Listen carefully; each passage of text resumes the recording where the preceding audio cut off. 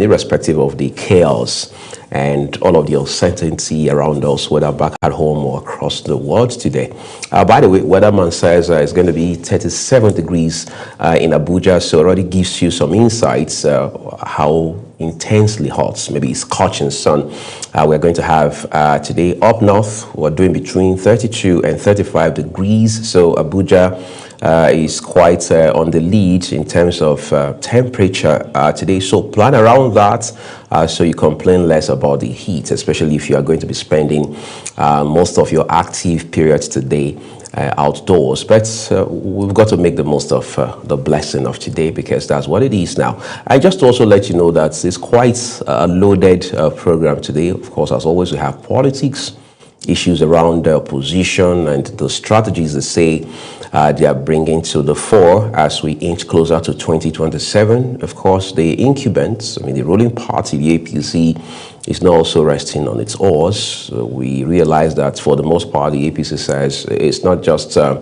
looking forward to 2027, it's preparing for it, it's gearing up for it. So it's going to be quite a tough outing, politically speaking, for both sides of the divide. But in the middle of all this, the real concern is how this serves ultimately the overall interests of the Nigerian man, the Nigerian woman, the Nigerian child, because in the final analysis, it's got to be about service, and service has got to be about people. And that's why the concern, again, has always been rife, just as we have seen consistently over time, about how campaigns, by the time they are officially flagged off by the Independent National Electoral Commission, INEC, should be focused on issues, not about personalities, not about casting aspersions or slinging mud, but about the issues that have to do with social services, or as we say, social contracts, even though Section 2 of the Nigeria's 1999 Constitution,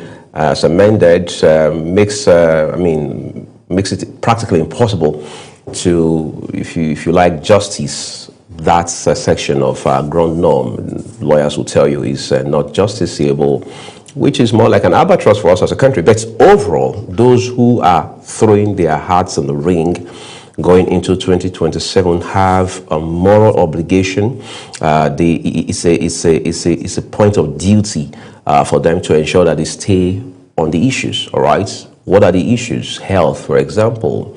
The Japa syndrome is there. We have hospitals, whether general hospitals, federal medical centers, teaching hospitals that have quite a gap. Whether you're talking about manpower, you're talking about facility in terms of machinery, in terms of innovation. And then, of course, we have seen leadership issues as well. There's a certain teaching hospital somewhere down south where so much of politicking is happening right now that even politicians from the mainstream are being dragged into the fray over an issue that ordinarily ought to center on a teaching hospital. So those issues have to be addressed as quickly as possible. And of course, we must talk about infrastructure.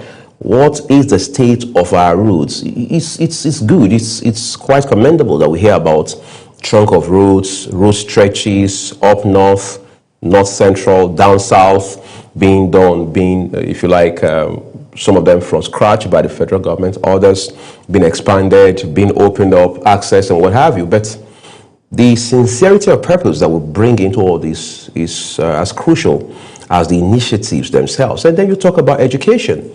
How do we continue to, if you like, lament over the abysmal allocation that we make for education every other budgetary cycle in 2026, when we are told that education is the bedrock, at a point where education as conventionally known across the world is no longer the norm, right? We're not talking about STEM, S-T-E-M, science, technology, engineering, and math.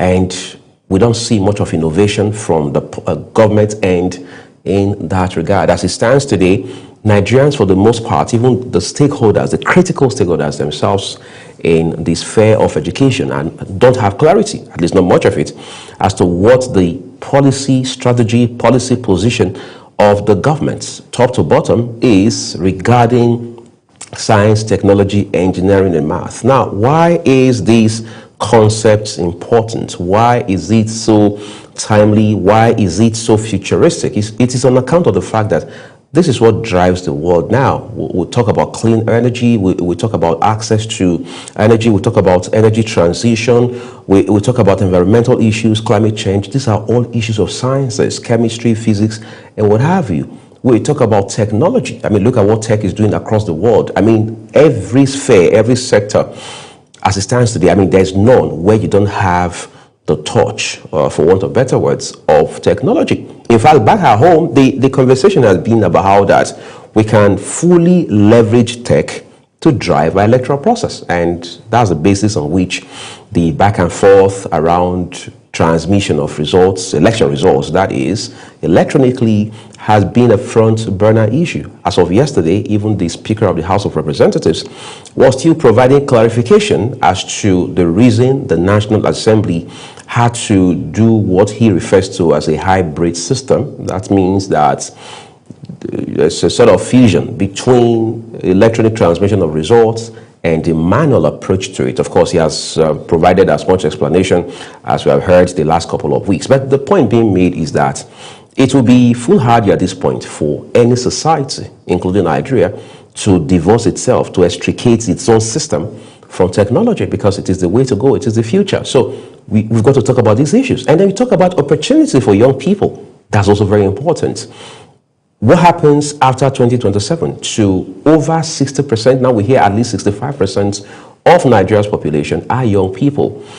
We churn out hundreds of thousands, perhaps at this point, even though I don't have a handle on the figures, a couple of millions of graduates every other graduation cycle. Where are we loading them, so to speak, into? We say the labor market. Where is the labor market? All right, what opportunities do they have? What is the chance that a bright student who has graduated, even at the top of their class, will have access to opportunities? These are issues, all right? So, and then you have the economy. Now, the Tinubu administration says by 2030, its ultimate objective about the economy is to hit a $1 trillion mark. Now, that's quite, if you like, radical, as it is ambitious. But the question is, what modalities do we have in place to make that happen? And I mean, beyond 2030, how do we scale? Because hitting the $1 trillion mark is not just an end in itself, it's a means to an end, because we must continue to push the frontiers across all sectors of our national life. So we want to talk about policies, we want to talk about developmental issues. We also want to look at the reverberating impact of the tensions in the Gulf now. Many countries have been impacted very adversely across the Middle East on account of the strikes that hit Tehran just over this weekend, courtesy of the United States and its ally in the Gulf, Israel. All right, how is the world responding to this? And we have seen one very, again, specific and outstanding response yesterday from the Prime Minister of the United Kingdom, Keir Starmer, saying that it will allow the US use its facility, whether it's airbase or airstrip or airspace, all right, for some specific purposes. And again, of course, it's no longer news that the United Kingdom is a very strategic ally of the US, and as such, this kind of announcement doesn't come as a surprise to anyone. So when I say it's a loaded program, I'm just trying to give you some piece of the action up front. But let's take a break now. The rest of Global Morning continues shortly. Wake up with Global Morning, your daily guide to what's happening and making the rounds. We delve into headlines, newspaper reviews, spot-on analysis, policies, current events, real talk, real issues that affect us all. From the latest trends to the debates, every topic, every angle, Global Morning is where it all starts.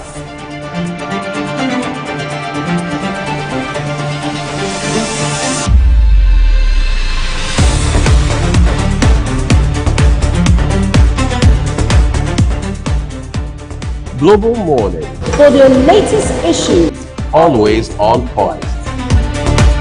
watch Global Morning Monday to Friday at 7 a.m., Saturday and Sunday at 8 a.m. on Global Television.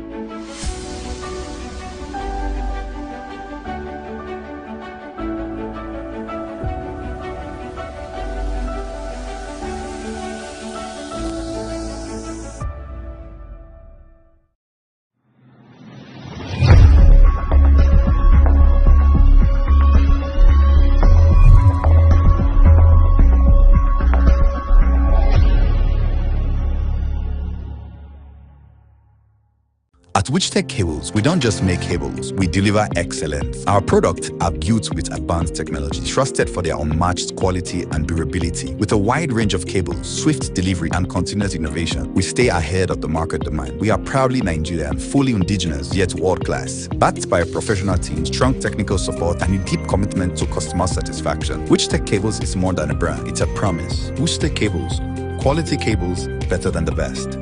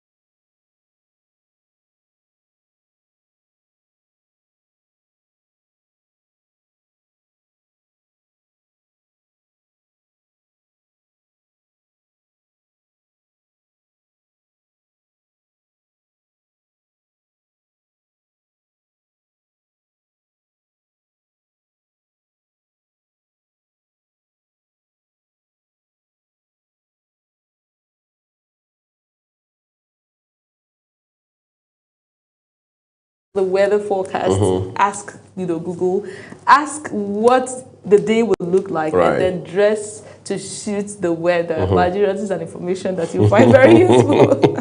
I think we probably need to do a public service announcement for this. But you see, quite frankly, it's not even about whether you believe it or you don't believe it. It's just what it is. It's natural, and it's not something we even have control over to start with. And we hope that this generation behind us and the ones in front of us would, coming from behind, would be able to, adopt that culture.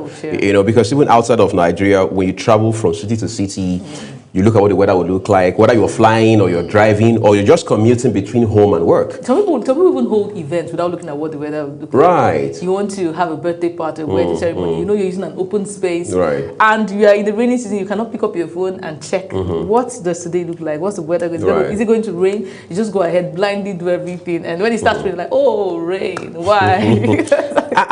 Priscilla, the beautiful thing is you can even check weather in advance. Yeah. For example, you can figure out what next Friday will look like in a particular city, in a particular town. There's a reason it's called 2026. Let's not forget that. It's the same thing with maybe drivers. You're driving and you're trying to navigate. You know that you can use your phone to check where traffic is likely to jam before you even get there, and use alternative routes. But man, we just want to get there and complain. And then you get trapped. We like to complain. I think that's it. That's the culture. If you're not complaining, the day is not going fine. Right. There has to be that element of complaint. But let's just make sure that we make the most of our day, right? A while ago, I was talking about Iran and all of these issues around the responses was saying. Of course, back in Nigeria, we're seeing protests. In Lagos, I think that was the most recent city in the country where there has been a protest on account of the death of the supreme leader of Iran. And then we've seen protests across multiple states in northern Nigeria as well. We've seen responses from world leaders, including the most recent, or one of the most recent, coming from Keir Starmer, the Prime Minister of the United Kingdom, Michael Odikan, by the way, sent in that report yesterday from England. And then we've seen even responses from the Middle East. And we've seen countries in the Middle East who once again have reiterated or reaffirmed their alignment, so to speak, with the United States, which is quite ironic. But as it stands right now, it appears Iran is in this mood of let's destroy it all. You can't be our brothers, or you can't pretend to be our brothers, and then you're also the ones hurting us within our neighborhood and things like that. And we're hearing so much of news regarding retaliatory strikes from Iran. Of course, we don't expect this just for your arms to be swept under the carpet, but in the midst of it, we don't want a war. We don't want a third war. Do you have the sentiment, the feeling that this could lead to a third world war? It could lead to, really. So I would really say that we need to sympathize more with Iranians, because, I mean, it's quite a huge loss. Yes, it's a huge loss, and we can't be very careless with our statements. If you don't have anything constructive to say, it's better to just keep short, especially on the social media space. Everyone is a global village right now, literally. So your comment, your post, your backlash, your everything is being seen by everyone. So we just need to be sensitive with our words. You don't have to, play pity party to the extreme, but just mind your words. Make sure that you're not saying anything of hate. And above all, let us not even try to introduce any religious sentiments to this thing. I tried to establish that yesterday. It's important to say things as they are. Do not get sentimental to, try to now talk about it from a religious angle. That would only create more tension than, what we have already. So we don't want a war. We don't want things to escalate beyond what it is right now. Everyone must be sensitive to what is happening, basically. Yeah, but it's understandable. The reaction is actually understandable. I mean, who wouldn't react? But the interesting part of it all is the fact that even in Iran, there are members that are still happy. There are people that are still saying, "Oh, this is victory." They've even taken to the streets. They are victory. There are two sides, two opposite sides, that are in the same country. In the same country, and it says a lot, right? So, Iran must look at this thing critically before you go out to protest or whatever it is you want to go and retaliate on. I already see on social media clips of missiles and all of that. I don't know how true it is, because I know how social media can be. But we see all those clips flying everywhere. As someone that is in Iran, as a citizen of Iran, the Iranians must look at this thing constructively, right? Even within your own country, the fact that you find people happy with this should say a lot. You shouldn't leave those people. Should make you sober and reflect. Reflect, indeed. And don't overlook what your people, the cry of your people, and now start to look at people in other countries, and now capitalize on their own actions. Whereas this same action is in your country, right? So deal with it from the roots, and let's not just get overly dramatic about the whole situation. I think that's a very responsible way to put it. It's also a responsibility now on our part to bring you motivation every other weekday here on the program. Let's now join Ramsey Enoch Agbo as we bring you Heart to Heart Inspirational. Well, this is Heart to Heart Inspirational, and of course we need to let ourselves know that, all right, if life were easy, strength would be unnecessary. Do you get that? If life was an easy thing, we don't need strength now. We don't even need mental calculation. We don't even need to do anything, because life is easy. Everything is just going smooth. You just sit down, relax, whatever you want to do, you do. My mother would say, if money were leaves on the tree that you can plug anytime. But it's not like that. Life is not easy, and that is why strength is required. Anyone that tells you life is easy, then that person is not doing you well. No matter how rich your parents are, ask them, is life easy? They'll let you know the truth. And the earlier you realize this, the better, so that you don't lag behind, so that you don't just live a careless life, so that you don't live your life like there is no tomorrow, so that tomorrow don't take you unaware, like some civil servants who will never think about retirement until retirement meets them face to face. This is something of 35 years. What preparation have you done? Depending on pension, waiting for pension. All right. Well, with what's happening right now in our own country, I think a lot of people are becoming wiser, because pension itself, well, I don't know who is doing who? Strong thing. But then I just want us to know that life is not as easy as we think. Whoever that is putting it forward to you that life is easy, I don't think that person is doing you any good. Life is easy. With faith, life is easy. I'm not displacing the place of ease. Life is easy if you know what to do. Yeah, life is easy if you know what to do. Then strength is also required. But if pressure didn't exist, a power wouldn't develop. Because what you're facing right now is not evidence of weakness. It's not because you're weak. Yes, it's not because you're weak. Sometimes these things happen. It's happening to other people, just that they are not voicing out the way you are voicing it out. They are not complaining the way you are complaining. Sometimes complaint don't even solve the problem. Because what you're facing right now is not an evidence of weakness. It is a proof of capacity. Your ability to subdue whatever the situation is what matters. All right? Some people, I don't want to say, but then I know of business owners, especially people who take risk in business. Sometimes if you know the kind of money they lose, you will be shocked. Sometimes we even insult them. But the day they hit it with that risk, oh my God, they can make double of what they've lost. All right? So it takes a man with a large heart, a heart of capacity, someone who has capacity, all right, to make such moves. So sometimes what's happening to you and what you're doing is not a sign of weakness, it's not a sign of foolishness, but it's a proof that you have capacity, and it's a proof that you are growing, and it's a proof that you're ready to change level, and it's a proof that you are tired of the status quo. You want a change of level. You want it to be better than what it is right now. Life, as a matter of fact, attests us not to break us, but to reveal us. Pressure exposes the strength you didn't know you have.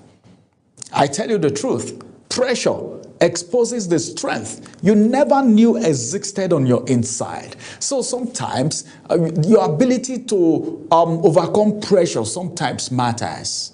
And that's why when you're going to look for a job in some other places, you hear, all right, do you work under pressure? Sometimes it happens. You don't beg for it to happen sometimes, but it happens. Even at home, in your family, it happens. Between you and your siblings, sometimes you see some things, some kind of pressure comes.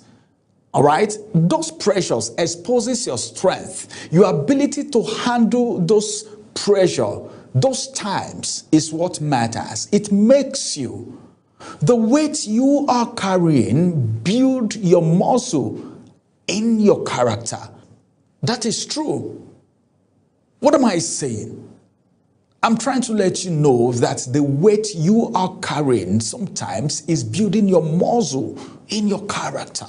Storms don't last forever. That reminds me of one of Kirk Franklin's songs that we used to sing those days. Storms don't last always. All right? Storms will come, whether you like it or not. In as much as life is there, storms must come, but it doesn't last and it doesn't exist all the time. But resilient people do exist, irrespective of the kind of storm they have been faced with. You've survived things that once made you cry. Am I telling your mind? Am I saying the truth? Am I saying your mind? Yes. Those things that made you cry sometimes back, you survived it. By the time those things are happening again, you already have the muscle to withstand it. You've overcome moments you thought would end your life. Some things happen and you say, whoa, some people think they are finished. Maybe a grace available for this moment. That same strength is still inside of you. There are strength on your inside that have not even manifested. All right. So when pressure comes in your business, in your family, in what you do, in your pursuit for success, don't allow yourself to be weighed down. Let me take gold, for instance. It's been refined by fire, not destroyed by fire. Any gold you see shining today, it went through a refining moment. What refines gold is fire. Fire. They put gold inside fire, heat it. It will be burning it. It's only God that knows what that gold will be saying. But after that moment, it comes out shining. And people will want to pay millions, billions to buy it. All right? That heat doesn't remove the gold.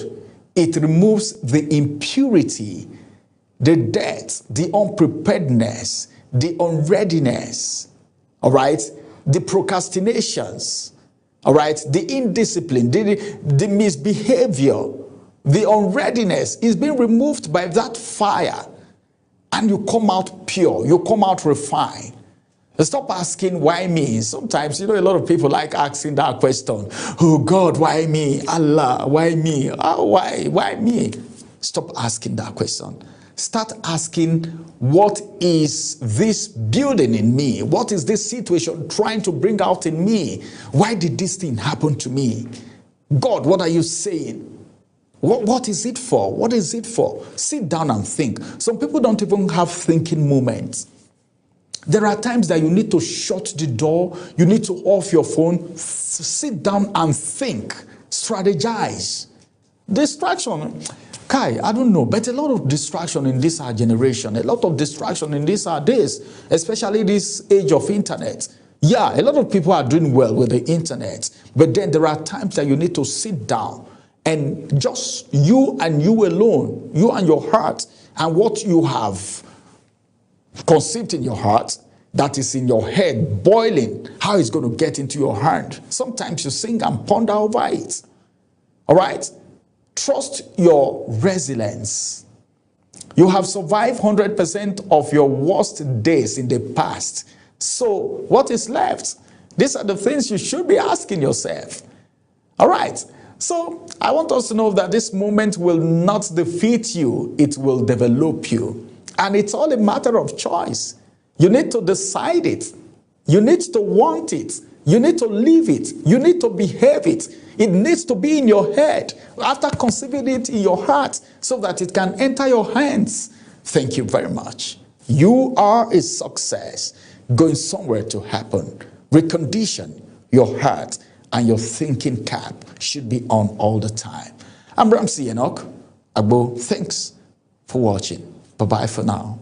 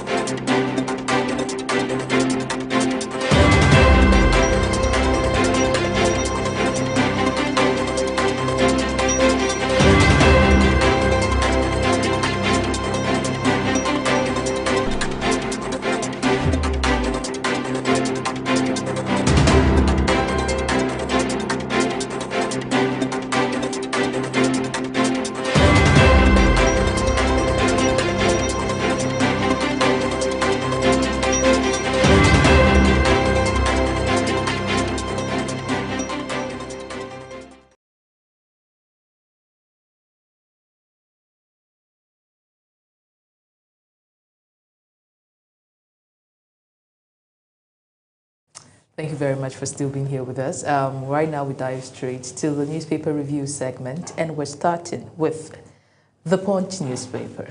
First story, revised executive order. Federal government adjusts all revenue remittance framework. There's a rider to that. NNPC to continue crude lifting sales on behalf of government. Wow. All adjust the revenue remittance framework. Is this supposed to be a target? Or is there someone that is being targeted? Well, you want to find out more about the target? About the targets on page 2. Tinubu to swear in Disu as IG Wednesday. That's tomorrow. Details on page 26. I heard it was confirmed yesterday. Yes, by the police, National Police Commission. Yeah, a lot of people are saying it was quite fast. Well, the meeting lasted 40 minutes. Wow. Well, we wish him all the best. The most important thing is to see that there is indeed change in our policing system. ICPC lists document devices seized from El-Rufai's Abuja home. Details on page 7. And now to the star story. Israel-Iran tensions. U.S. alerts citizens in Nigeria as Shiite protests rocks Lagos. Lagos? Right, that's what I said a while ago. That was the latest city that has witnessed the... Wow. This is indeed serious. Police heighten security after Kano, Bauchi, Gombe, Yobe demonstration. That is related to that big story. Protesters condemn strikes, vow peaceful rally amidst global tension. Crisis grounds hundreds of Nigerian passengers. Please, we don't want all of this. Honestly, it's not. It's not what Nigeria needs. I don't think it's so much. I know that humanity is something that's we hold there, but we don't want it to go to the extreme at this point. Next story, Atiku's son resigns from Fintiri's cabinet. Okay. Fintiri just decamped to the APC. He just did, yes. And I think Atiku's son is also in APC. Well, yes, he has a son who is also in APC and supports President Tinubu. So why the resignation? Well, I think it's supposed to.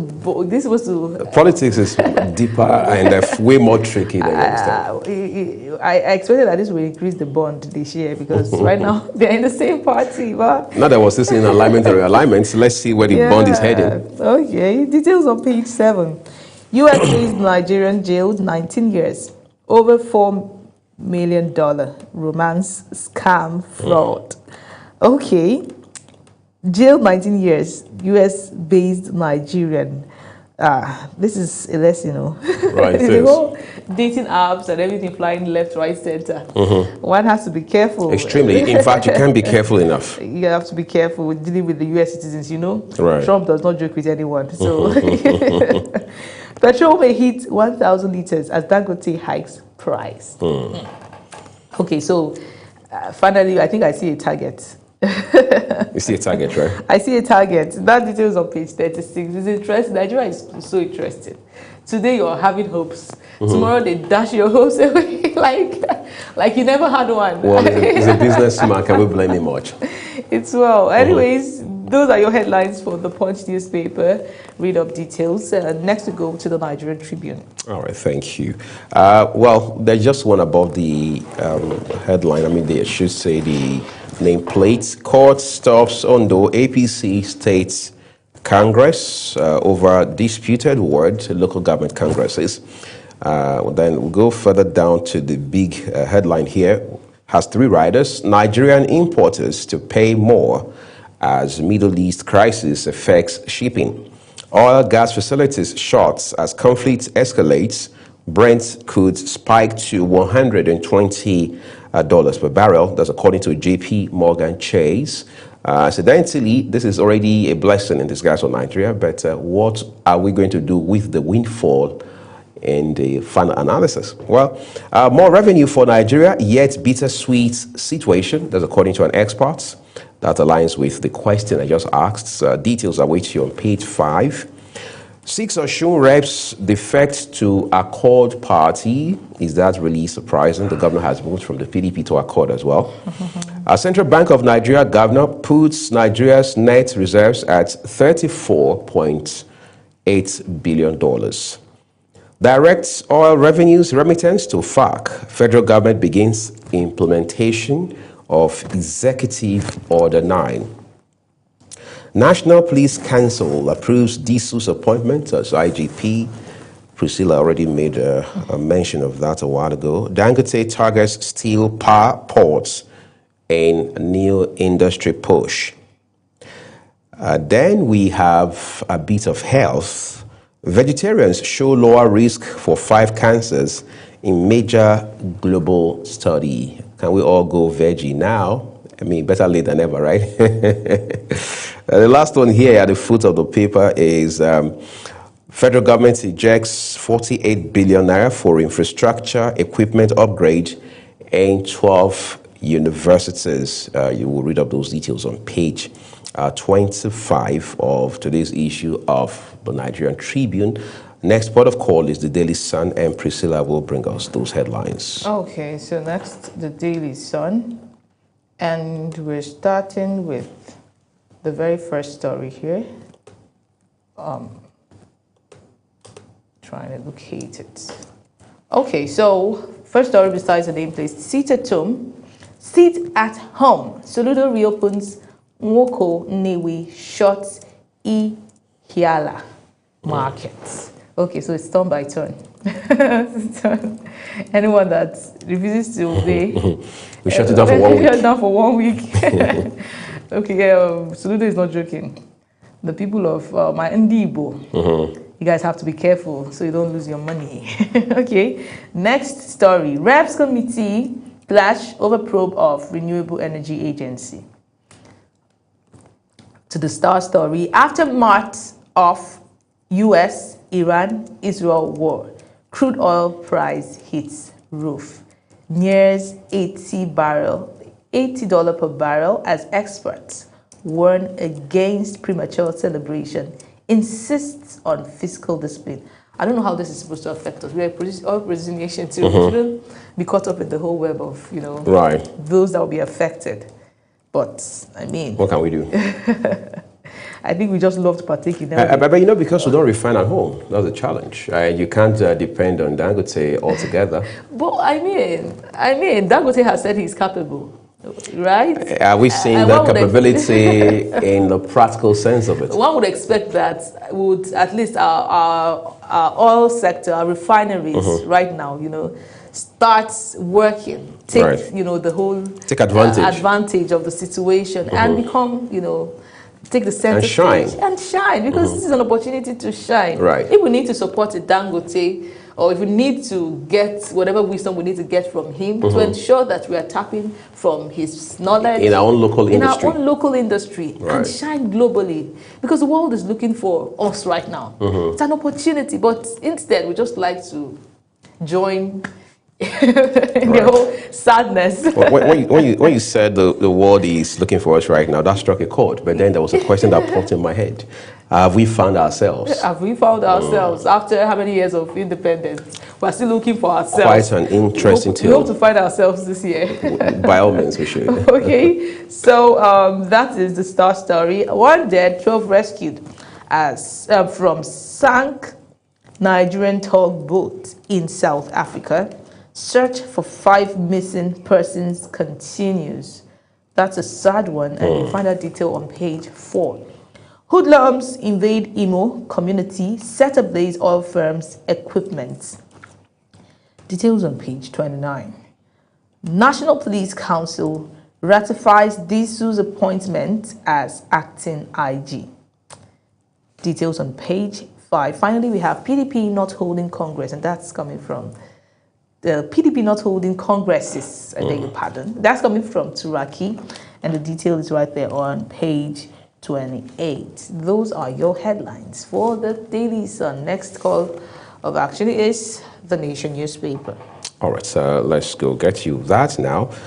First, above the name masts, President of Botswana appoints Akinwole II Omo Biorowo as Vice Chairman of Botswana Power Corporation's Board of Directors. Quite interesting, a Nigerian man being appointed as Chairman of Botswana Power Corporation's Board of Directors. Quite a landmark, no doubt. Wiki accuses Atiku Amechi Obi of playing to gallery. Where else do politicians play to? I thought gallery is the only destination they play to. US-Israel versus Iran. Chaos spreads in Middle East. Now fund shifts student loan application deadline. Forensic team exhumes 105 bodies in Yelwata. Disu takes office tomorrow as 23rd IG after cancel clearance. Governors rates police chief high in crime fighting. Well, that also ironically puts more work in front of him. APC primaries will be credible with e-register, says Yelwata. Then 3 months ago, and this is the star headline, executive order on remittances, Edun panel swings into action. 3 riders, oil and gas firms get transition period for payment. Governors back transparent, accountable initiative. Process of PIA amendments begins. And then lastly, on the foot of the front page of the Nation newspaper today, it reads, Nigerian Air Force airstrikes kill ISWAP commander. Reps to regulate mobile money operations. Of course, that's long overdue. On page 7 is where you find details of that story. You know what to do. Read up details of these headlines from the Nation newspaper today as we turn to the Guardian newspaper. Okay, so on the Guardian newspaper, below the nameplate, first story, NNPCL loses power to collect 30% PSCs as E09 takes off. You want to find out what exactly that means on page 4. Services disrupted as UCH unions begin 5-day strike over power rationing. Okay. Details on page 7. El-Rufai's family replies ICPC on wiretapping secret document. Juicy story on page 4. Okay, so to the star story. Tropical disease prevention. Drug shortage funding puts 100 million Nigerians and the NTD gains at risk. That detail is right there on page 6.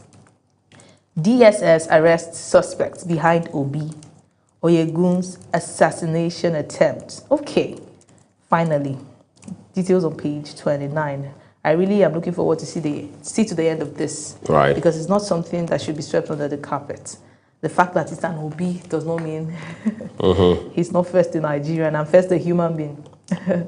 Okay, Middle East war sends crude higher, fuel fresh inflation risk in Nigeria. Why? Again, I ask. Details on page 6. Nigeria's net reserves rise by 772% in 2 years to $34.8 billion. That is a business story, and the detail is on page 15. Fintiri formally joins APC, declares self-party leader. Of course. But by default, isn't that what it is? It's the governor for the love of heaven. That is what it is. You want to find out details. The funny part of Fintiri's defection is the fact that some months, just a few weeks ago, Right. we saw him at the forefront Of the PDP. of the PDP. Well, these things don't send you a memo. That's a more reason why Nigerians should not, take these things too personal. Right. Don't curse yourselves out. Don't curse yourself out. Don't start giving someone solidarity, someone that doesn't owe himself Right. party solidarity. So you must, take things lightly. Group condemns rising wave of suicide-themed skits by Nigerian content creators. Finally, someone is talking about this. Okay, so there is a wave Right. of the suicide themed skits, just for the whole cloud, Right. views, comments, and of course social media money. At the end of the day, please, I don't think I am in support of this. We can call it cruise for all we care, but it sends a deeper message than we think. Right. It does. Okay, those are your headlines for the Guardian newspaper. I want to take the next call, which is the business day. We want to take that. All right. Okay. Let's see business day for you. Top of the name mast, President of Botswana appoints Akinwole II Omobo Riowo as Vice Chairman of Botswana Park Operations Board of Directors. Must be a big story, as syndicated, apparently. All right, Nigeria bleeds $21 million daily as outputs gap dents oil windfall output gap. Quite interesting, right? It's a big story today on the Business Day newspaper. What's more, Dangote Cement pays highest dividend in Nigeria's corporate history. That's quite remarkable. Edun signals PIA review as Tinubu's Executive Order 9 takes effect. Not so much from the paper this morning, but be sure you look up details nevertheless for yourself. All right, let's go look at the next paper for you. I'm sure that will be the Nigerian News Direct this morning. Okay, so the Nigerian News Direct has the first story above the nameplate, and it says PTAD hails Lagos as Nigeria's only state debt-free on pension arrears. I think that's a good one. It's a good one. That detail is right there on page 13. National Police Council ratifies Disu as IGP, swearing-in set for Wednesday. Details on page 14. We're sure Global Television will bring you details from all of that. To the big story, Wike reaffirms support for Tinubu, says PDP has not learnt from past failures. Mistakes. Okay, Wike, please, where do you stand? Tell us. Has he ever hidden it? Well, why is he mentioning PDP? He should just leave the name. Leave the name PDP out of your mouth, Wike. Okay, that details on page 14. Next story. United Capital proposes 12.6 billion naira final dividend following 16% profits growth. Details on page 4. Nelfund extends student loan deadline following 183.8 billion naira disbursement. Every Nigerian student that is yet to partake, please, even if you still pay. Anyways, next story. Osun PDP reps defect to Accord party, endorse Adeleke for second term. I think there's something quite strategic when about politicians' defection. So you're going to a party and you're choosing what name of party should I choose. At least you're considering the ballot paper, and maybe the first one will be Accord. That will be more visible to people. So you're particular about the alphabetical order. Yeah, maybe you're particular about the alphabetical order, or you choose a name close to the ruling party, ADC, APC. Right. At least people can mistake ADC. So ultimately, that's part of your strategy. There's a psychology behind the defection. It's not just a normal, I always want to go to one party. You think about the name. It's not a game of chance. It's not a game of chance. So you're strategic about the name, the positioning on the ballot paper, so that people are not, stranded. Because when you want to vote, you don't see candidates' faces on the ballot papers. You just see the party. So I think it's quite strategic for people to Accord. I'm learning something new this morning. Okay, so those finally we have Dangote moves to expand into steel, electricity generation. That detail is right there on. Did I just read that? Well, you did. Wow, is this going to be hope for Nigeria? Because Dangote seems to be the one giving us all the hopes. Well, let's believe that more Dangotes will come.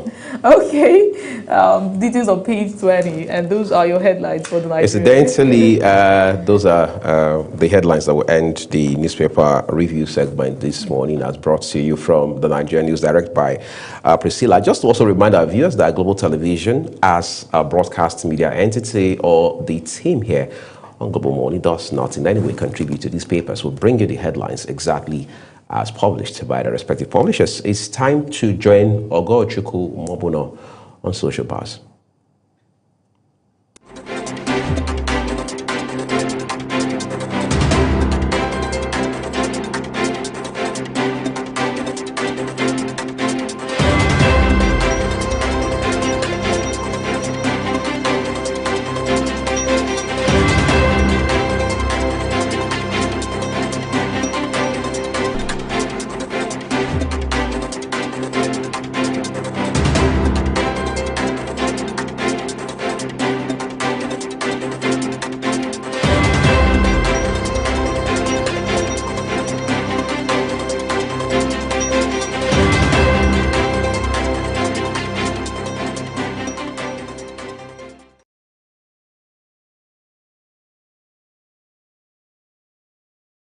Up with Global Morning, your daily guide to what's happening and making the rounds. We delve into headlines, newspaper reviews, spot-on analysis, policies, current events, real talk, real issues that affect us all. From the latest trends to the debate, every topic, every angle, Global Morning is where it all starts.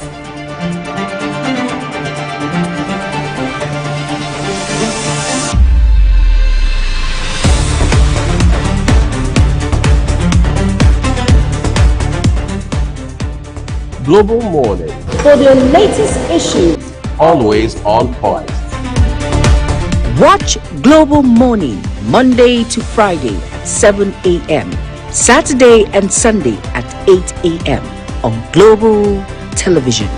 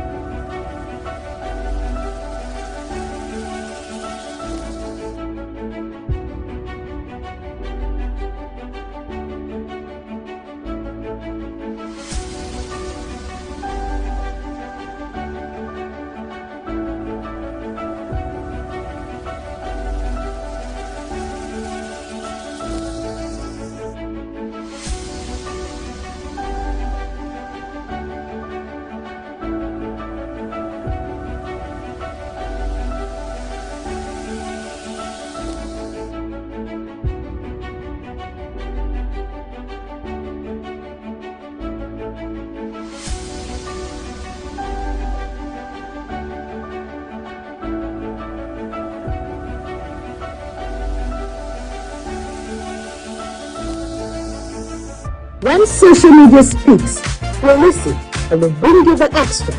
It's your one-stop show for trends, trends and the tea everyone seeks. Join the conversation, share your thoughts, and get the extra dose of what's shaking the internet. And the issues making wave on social media to your doorstep. Social Buzz Extra, where the trend meets the talk, only on Global Television.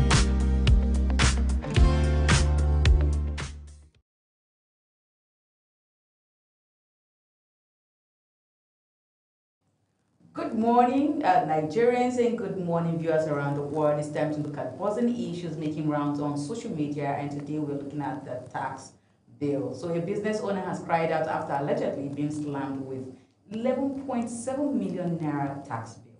A business owner has raised alarm after revealing that officials from the Nigerian Revenue Authorities allegedly visited her store and issued a tax assessment of 11.7 million naira.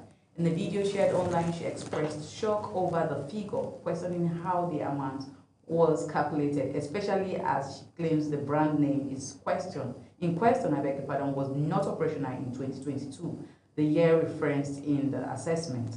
According to her, she had rebranded from a previous page and insists she did not register or begin transactions under the current business name during that period. She also suggested that authorities may have sourced details from her Instagram page, citing discrepancies in how her business name and account details were written. Visibly distressed, she stated that the development has forced her to begin charging 7.5% VAT on all products moving forward.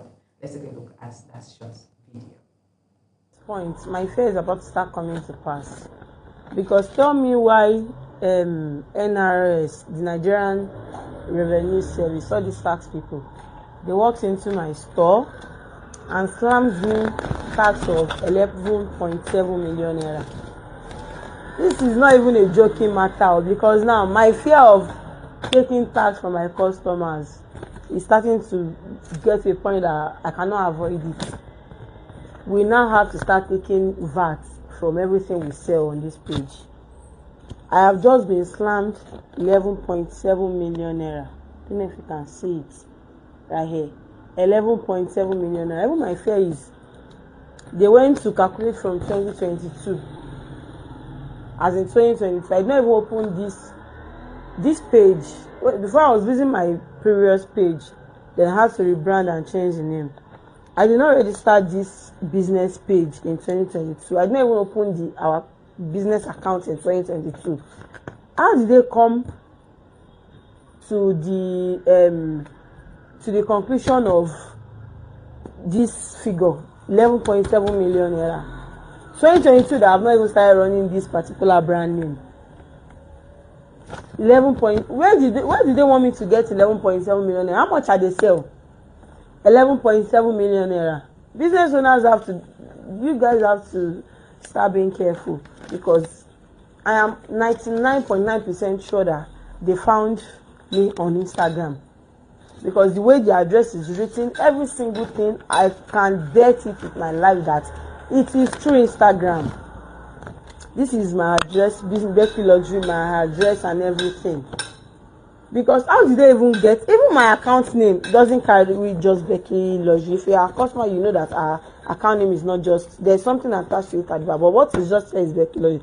So they found the business name on Instagram, and they just wrote something and they just bring it. Because if you check, if they actually did check my account, they will see that I did not start transactions with my account in 2022. So I don't understand. All I just know is you start charging VAT. So by the time I'm posting this video, every price that is before this video, you know that we're going to start charging 7.5% for VAT. I cannot help it. Please, let's just try to understand. Thank you.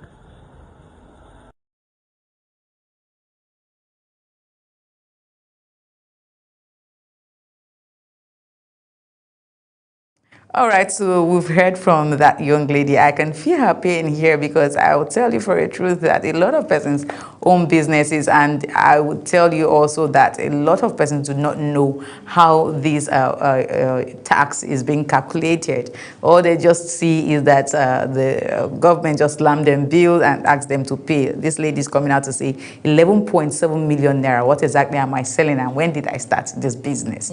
Well, let's take a look at some comments from social media as regards this topic. And the first comment is coming from Sexy DJ, and this person says, taxes in a country where there's no 24 hours electricity, no good road, unemployment rate is extremely high. All right. The next comment is coming from The Universe, and The Universe says, if foreign investors can close and pack due to tax, how much more about the locals? Of course, it's going to hit everybody, like they say. It will touch everyone.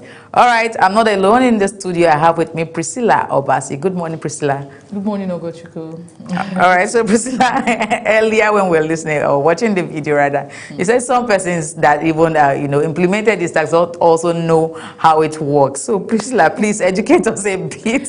Okay. I know you are not an expert, but of course you have a good knowledge about this. Yeah, I have a good knowledge, a surface knowledge about this, and I can tell you for a fact that a lot of people are stranded when it comes to this whole tax implementation. We heard of the whole tax, so I don't think we have enough orientation about it. We needed the National Orientation Agency to come into play when this tax law to educate us and also to educate the public. Yes. You need to break it down, let people understand, right? Because when the whole tax thing started, you found POS agents. So you go to them, they'll say, I'm scared, or I don't know what to charge, or how would they remove my tax? Should I add money? And you cannot be withdrawing 500 or 1,000 and expect them to tax you so much, because at the end of the day, so nobody wants to lose. Everybody's careful. Right? Even at that period, we saw people, giving funny narrations just so that they are not taxed. You see people that do legit businesses tell you go to buy a thing, you go to buy things from them and say, please put gifts. Then you say everybody gift. Put food stuff. Put family support. Everybody was just giving all manner of narrations so that, they don't get ripped at the end of the day. And it's quite understandable. And these things are basically because we did not have enough orientation on the tax law. Now to the tax law. The thing is, this tax law is quite a very interesting one, being that it exempts some people and somehow it affects some people. Now, the people that are more worried, as a matter of fact, are those that are even somehow exempted, because you cannot pay tax if you don't earn up to a particular threshold. And for the personal income tax, there is an allowance for you to, you know, that excludes your rent. So there is a set percentage of money that is allowed for you to pay for rent. So sorry, I just want to come in here. Yeah. So you just talked about personal income tax. Yes. Now. For those who earn around you know, the minimum wage, which is 70,000 naira, and let's say down to 100,000 naira, they'll also be taxed. No, I don't think so. They are cumulative. I think you need to earn up to, there's a percentage, and I think it's up to ₦1 million annually or so, right? Yeah, there's a percentage, and even at that ₦1 million you earn, I'm not very conversant with the exact detail, the exact figure, but it has to be a certain amount. Not maybe when you earn maybe 200,000 naira in a month, cumulatively over the year, it amounts to whatever it amounts to. And even at that, you're given allowance to take away rent, maybe 500K. Right? You can take away 500K. The extra will be taxed. And then there is, maybe you can take away whatever it is that you spend on your daily needs, your feeding, there is actually a cumulative, you know, figure that you can take away, or that's given to you. There's allowed for you to, you know, be able to carry out your daily spending. So we have tax. Afterwards, okay, sorry, please. You know, I want everyone to follow.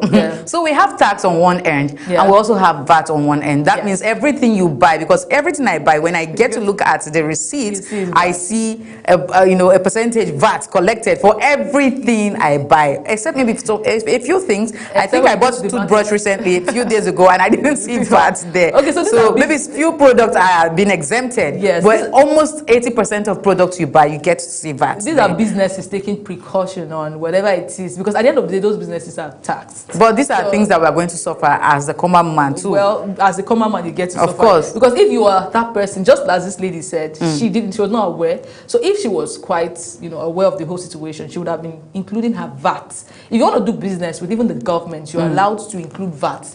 They give you allowance, or they give you some, you know, money to cover that VAT, so that at the end of the day you make profit, right? So you are dealing with a business, you are dealing with even the government. You have a contract with them, you are allowed to include your VAT and whatever money, right? So businesses are taking precaution to this by also including their VAT, so that at the end of the day, when they are taxed, they know that, okay, I have collected a certain amount from my customers. The money is not too much, else they will run at loss. Someone made a very important point, saying that a country that doesn't have stable electricity and your VAT, your tax, most of the people that will even be affected in this whole tax thing is content creators, those ones that earn from Facebook, you know, you cannot even escape social media. Some people are trying to escape it somehow. You don't want to use your personal account, or you want to use your business account, so you try to have, you know, your money. Some monies come from personal, some monies come from, you know, your business account. At the end of the day, maybe whatever you received will not be taxable, because it's not, you know, up to the taxable amount. So you have to earn to an extent. You have to earn, you know, at least reasonably for the government to tax you. And that is where it favors some Nigerians. It favors the poor masses. Let me put it that way, right? So no one is automatically taxed. What I think happened in this girl's case, I'm not so sure. I don't really know the details of it all. But maybe, just maybe, she has her business account that is used for gifts, because any money that goes through that account is assumed business. So someone wants to do you a favor, wants to give you 1 million naira, 2 million naira, and it uses a business account, or you say, please, can you support my business? And you want to prove to the person that you are really a business person. You give the person your business account to support, right? It's assumed that whatever money came in is, you know, for a product, business, right? So it is taxed. Whether you narrate gifts on a whatever you narrate, as long as it's a business account. So this kind of thing is going to limit people from opening business accounts, don't you think so? It has its advantages, right? Because there are certain times that you want to access loans, and you have to have a record of, you know, your whatever it is that you have earned. Your business has transactions. Yes, your business transactions. So if you have credibility, if you are someone that has dealt with a good number of people and monies, you are given access to loans and certain other opportunities, right? So it's not a place to start running away from it. It's a place to show that you're credible, right? To be true. So you know Nigerians who don't like stress. If it's going to reduce your money, please, a lot of persons will run away. At the end of the day, it depends on what you want, the kind of what you're building for yourself. If you just want to stay small, if you feel like you're okay and comfortable being small and don't want to access bigger opportunities, then you can keep hiding, playing the hide and seek. You're doing yourself. Okay. But if you really want to aim higher, I think you need to be transparent. Okay. The best way to go about it is to always include your VAT on whatever products and services you are rendering to the public. All right, thank you so much. And I'm going to add to that, and I will say, I hope it's not going to look like subsidy. You know, subsidy, they told us, you know, when we take away subsidy, we're going to use that money to help to develop the country. Yeah. Yes, want to see that the tax is working, want to see the dividend of our tax in our country, because someone is already saying in the comment section that you pay your tax and you don't get to see good roads, you don't get to see electricity and other things. We don't want it to be like that, because if you even want to compare to the Western countries, you get to see that they have all of these basic amenities provided. It's not about copying the culture and their strategies, about doing it to the last. Yes, that's what we want to see. For whatever it is they are using that tax for, make sure you also copy it and not just copy the collection of the money. Yes, that's it. Thank you so much once again, Priscilla Obasi, for your contribution to today's topic. And this is where we close the curtain for Social Buzz on Global Morning. And I'll be leaving you in the hands of Uyi and Priscilla as they usher us into the discussion section of Global Morning. So stay with us. Good morning once again, Nigeria, and good morning, the rest of the world. I am Ogochukwu. Bye for now. When social media speaks, we'll listen and we'll bring you the extra. It's your one-stop show for trends, truths, and the tea everyone seeks. Join the conversation, share your thoughts, and get the extra dose of what's shaking the internet. And on the issues making wave on social media to your doorstep. Social Buzz Extra, where the trend meets the talk, only on Global Television.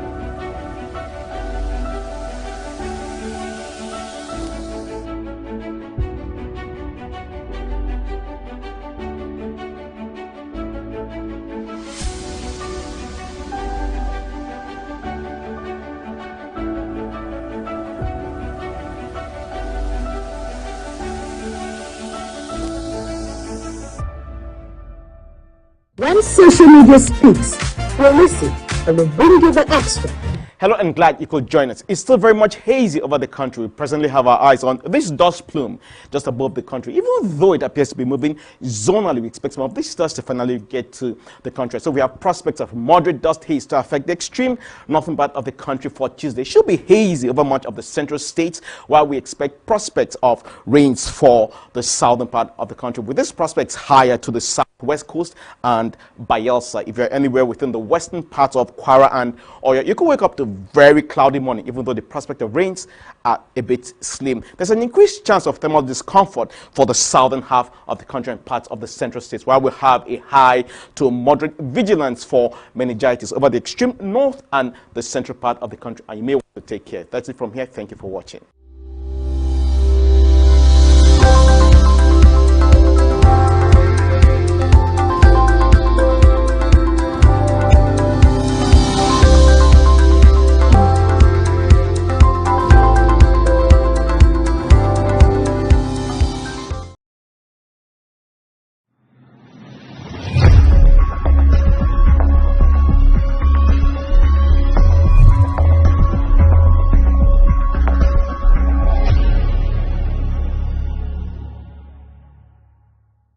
At Witchtech Cables, we don't just make cables, we deliver excellence. Our products are built with advanced technology, trusted for their unmatched quality and durability. With a wide range of cables, swift delivery, and continuous innovation, we stay ahead of the market demand. We are proudly Nigerian, fully indigenous, yet world-class. Backed by a professional team, strong technical support, and a deep commitment to customer satisfaction. Witchtech Cables is more than a brand, it's a promise. Witchtech Cables, quality cables better than the best.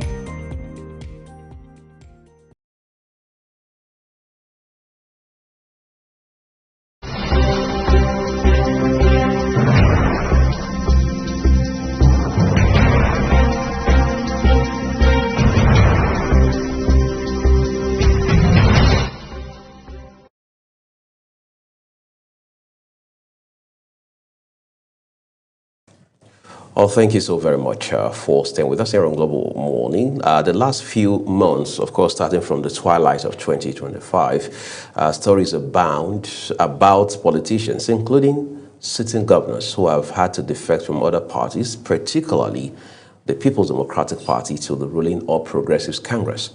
While that is ongoing, there are those who believe that Nigeria is being turned into a one-party state, courtesy of the All Progressives Congress and indeed President Bola Tinubu. However, the president on more than one occasion has come out to categorically and summarily debunk that insinuation by politicians and non-politicians alike, saying that the capital incentive, I should say, bringing people from everywhere else, including the PDP, into his APC is the good work that he's doing, especially the reforms being driven across different sectors of Nigeria's economy. However, the challenges in the middle of that, not much is being talked about. Young people, the youth in particular, are joining the fray. They say in politics, nobody gives you power, you've got to take it. But the question is, what opportunities are there in Nigeria's political space that young people can grab and also bring their expertise to the fore? Recently, in very recent years, we're seeing appointments as senior special assistants to the president, to the governor, and so on and so forth. And that's why when the likes of Dr. Bosu Tijani were appointed as ministers in 2023, for many people, it became more like the final light at the end of the tunnel. But again, is that all there is to inclusive governance or leadership, especially within Nigeria's political sphere? I know this is one area where you are very interested, young people being given a chance, right? Are young people really being given a chance is the question, because it looks like it's a tussle. It's a tussle everywhere. You go to the labor market, you have to connect, find connection, network, do whatever you do. But at the end of the day, it's not a free and fair thing.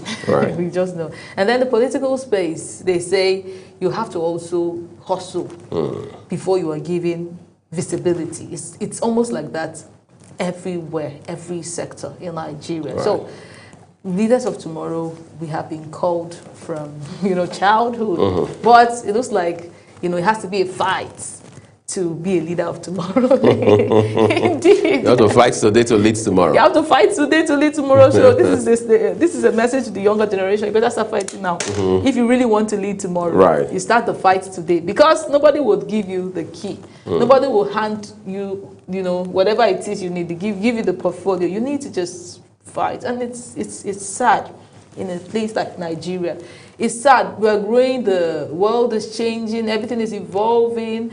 We have younger generations that know better than the older generation in every sense. I mean, with the technological advancement and everything. But then, we still have the older guys occupy positions and use their analog wisdom, which is, of course, I'm not saying it's totally bad, but we need a change. Right. We cannot get the best of today with old leaders. It's not possible. So it's either we have a mix of both, and we have to intentionally do it. We have to create structures. We have to create policies. We have to create laws, whatever it is we need to create, to systematically position, both generations in power, in leadership. Else, Nigeria would really not advance. So we don't need, we don't even need, let's say we don't need a young president, but maybe we need a young vice president. Maybe we need a young minister. Maybe we need, young people at different positions to join forces with the older guys to make it work. But is this feasible? When are we going to get there? Is the question we keep asking. Right. You said in 2023, everybody came out, it's the turn of the youth, we need youth voices. We have been crying for youth voices since 2019, if I can remember clearly, actively calling on youths. Some people have gone to join politics. Some have gone to become carrying members of different parties. Some have tried their best, but you go there, it's still politics. Everything is still politics. You have to play dirty sometimes. So when does it become fair? Because the focus is not only on free and fair election. It's also on free and fair selection, free and fair everything in every starting from within the political parties. Within the political parties, we don't talk about free and fairness in every single step of the way. Then we cannot talk about free and fair elections. Right. So I think we're. How do people emerge? Who makes that call? Who decides who clenches what tickets? On what basis is that decision made? Is it merit? Is it a quota system? Exactly. Is it well saying, well, it's your turn in this locality without recourse to competence, to experience, to things like integrity, credibility, and capacity to serve? Exactly. Because that's one element very fundamentally that's missing in our own leadership spectrum here. Nobody talks about whether you have the competence. It's always about it's our turn. And I was talking about my state with a colleague a few weeks ago. I said, look, people think Edo State is one state where people speak the same language. So if 8 persons stand in front of you and all of them say they are from Edo State, so you assume they speak the same language.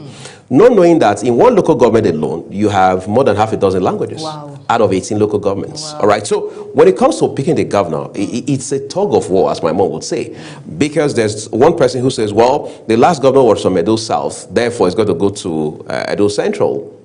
And another person says, no, Edo North needs to take their turn. All right, and even within Edo North, for example, there's a guy, for example, who is from the Oshomole side of Edo North. He says, no, it's our side of Edo North. There's another guy who is from, let's say, the side of the majority leader of the House of Representatives, Professor Julius Nyomere, and he says, no, it's from our side of Edo North. In between all of this, fairness is not always a considered factor. And not much is heard about who has the requisite experience or leadership skill set to provide the critical leadership that is needed at this point in time. And on a final note, that's why it's not surprising to most of us when you hear people say that Nigeria's problem is not funding, it's not resources, it's not even oil. We have all of those in abundance. In fact, if anything, we are confused about how to distribute these very vital resources. Nigeria's real problem is leadership, and indeed that goes for virtually every African country.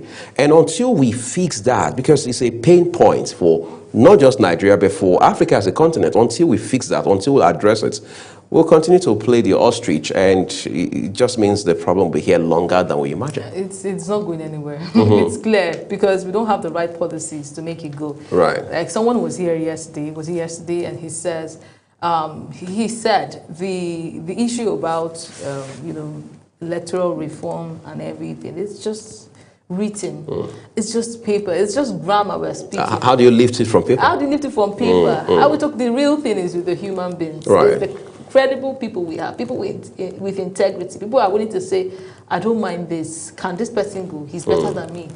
Can we just have this person? I think he has more. I can stay by the side and support and give my wisdom. But let's give him. Can you be honest enough to pick someone better than you and to let him go? Until we get to that point where Nigerians are sincere about our growth, we're not selfish, and then we drop every manner of selfishness, every iota of selfishness, and give things to credible people. That's when we can now have the conversation around electoral reform and e-transmission or the real-time transmission of results. Because even with what we have now, even if we are given the opportunity to have a real-time transmission, do we have people who can say no to bribes? Do we have experts that we put in that space? Right, and we'll say no. I'm not collecting your money. I cannot, tamper with this server. I cannot do anything to this result online. Do we have such persons? until we have such persons and we know that we have a chunk of them, then we can talk about these things, that's electoral or real-time exactly. result. We'll have a guest join us this morning, by the way, to help us look at this issue quite frankly, to understand the, if you like, perspectives and context around it. There's also the issue of coalition now, right? There are those who believe the APC has become some sort of political, if you like, monster. And as such, it's not just something you are going to be able to defeat. I mean, the political structure of the ruling APC. My people say that it takes an entire community to eat an elephant, but nobody's talking about how to kill an elephant, by the way. But it just to show that the APC has become monstrous, in a manner of speaking, to the point that even politicians on the opposing side, so to speak, are not living in denial in terms of how much of work they will have to, by all means, put in to be able to run circles around the ruling party. And as such, the idea of coalition came on stream last year. And by way of achieving that, we saw the ADC, even though that party has had its own internal wrangling over leadership, you have those, the Dumebi-led faction of the party saying that their party has been hijacked. We saw the hula baloo around it last year. And now it's a new structure altogether in the party with former president of the Senate, David Mark, now becoming the chairman of the ADC. You have big wigs there, politically speaking. Amechi, former Rivers State governor, 2 terms. Peter Obi, former Anambra State governor, 2 terms. You have Aregbe Shola, former Osun State governor, 2 terms. You have David Mark himself, a man who has been in power for upwards of 4 decades. I mean, he has been in the corridors of power for that long. The longest serving Senate president in the history of Nigeria. What else? Influential, has friends across board, they say. And then you have quite a number of other people. Of course, let's not forget former Vice President Atiku Abubakar, a man who has been described, amongst other things, as being very cosmopolitan, a man who has seen power at its very highest level, being the Vice President for 8 years, a man who has been in paramilitary customs, at the very top echelon of it, a lot of resources at his disposal, no doubt about that, successful, I mean, remarkably successful in business across the sector. So when you have people like these, they say, well, there's no better time.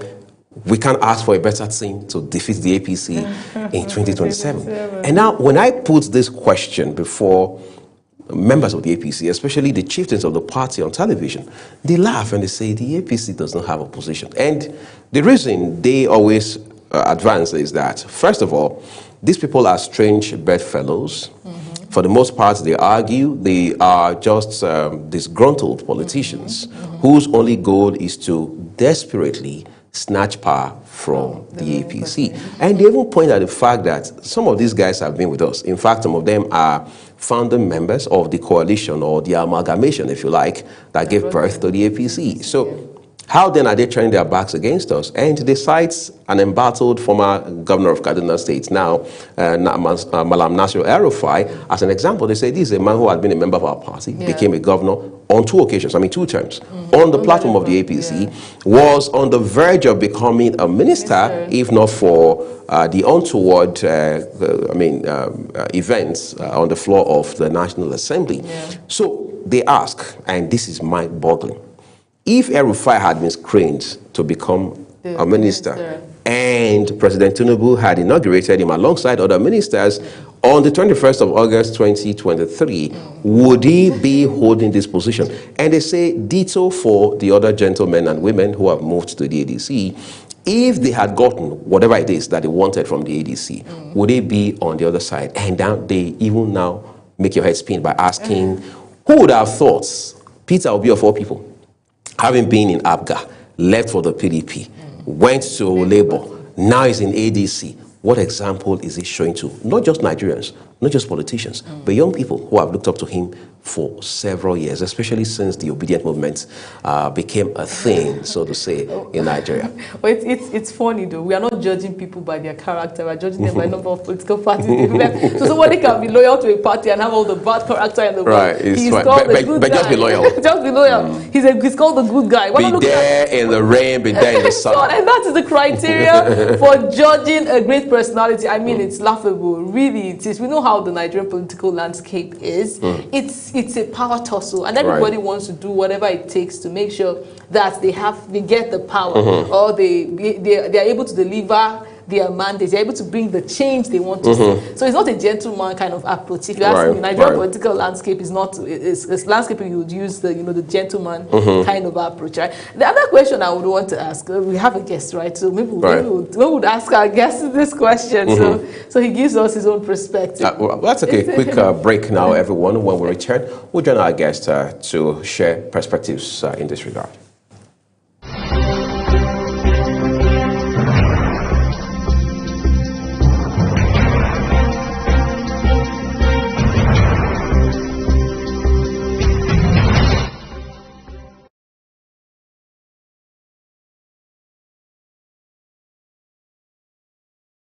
Wake up with Global Morning, your daily guide to what's happening and making the rounds. We delve into headlines, newspaper reviews, spot-on analysis, policies, current events, real talk, real issues that affect us all. From the latest trends to the debate, every topic, every angle, Global Morning is where it all starts.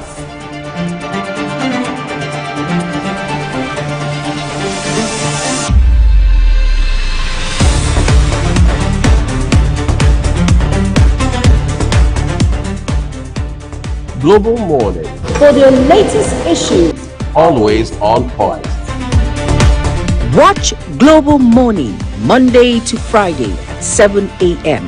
Saturday and Sunday at 8 a.m. on Global Television.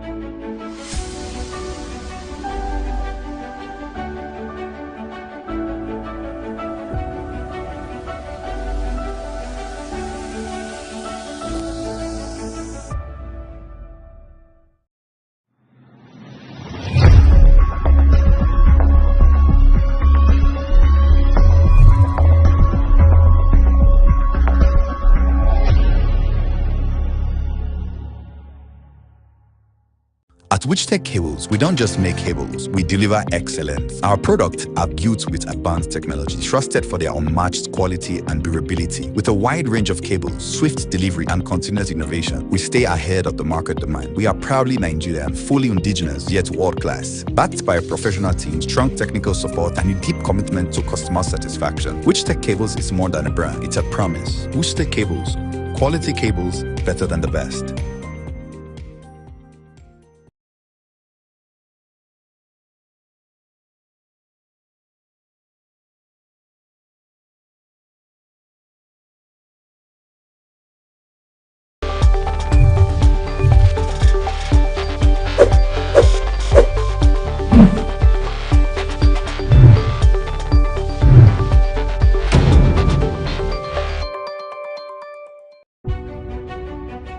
Hello and glad you could join us. It's still very much hazy over the country. We presently have our eyes on this dust plume just above the country. Even though it appears to be moving zonally, we expect some of this dust to finally get to the country. So we have prospects of moderate dust haze to affect the extreme northern part of the country for Tuesday. It should be hazy over much of the central states, while we expect prospects of rains for the southern part of the country, with these prospects higher to the southwest coast and Bayelsa. If you're anywhere within the western parts of Kwara and Oyo, you could wake up to very cloudy morning, even though the prospect of rains are a bit slim. There's an increased chance of thermal discomfort for the southern half of the country and parts of the central states, while we have a high to moderate vigilance for meningitis over the extreme north and the central part of the country, and you may want to take care. That's it from here. Thank you for watching.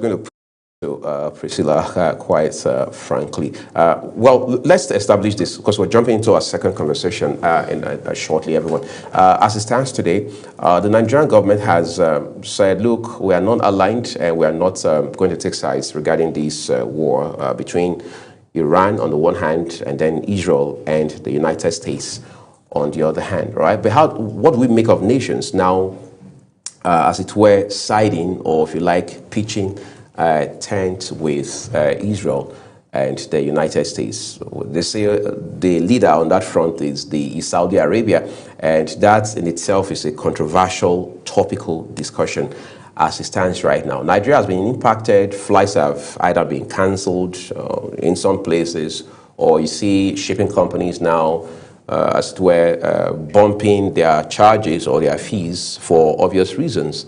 And in Nigeria, for example, we have tens of thousands of our people who are supposed to be heading towards Mecca, obviously for Hajj, distant time. But this has radically changed those plans. Yeah, that is a very that is a very important one. I think it's quite unfortunate, right, that all of this is happening. But the good thing is, whatever has a beginning has an end. It would just tarry, but it definitely come to an end. Whatever the situation is, Nigerians should not get emotional. I'll keep emphasizing that.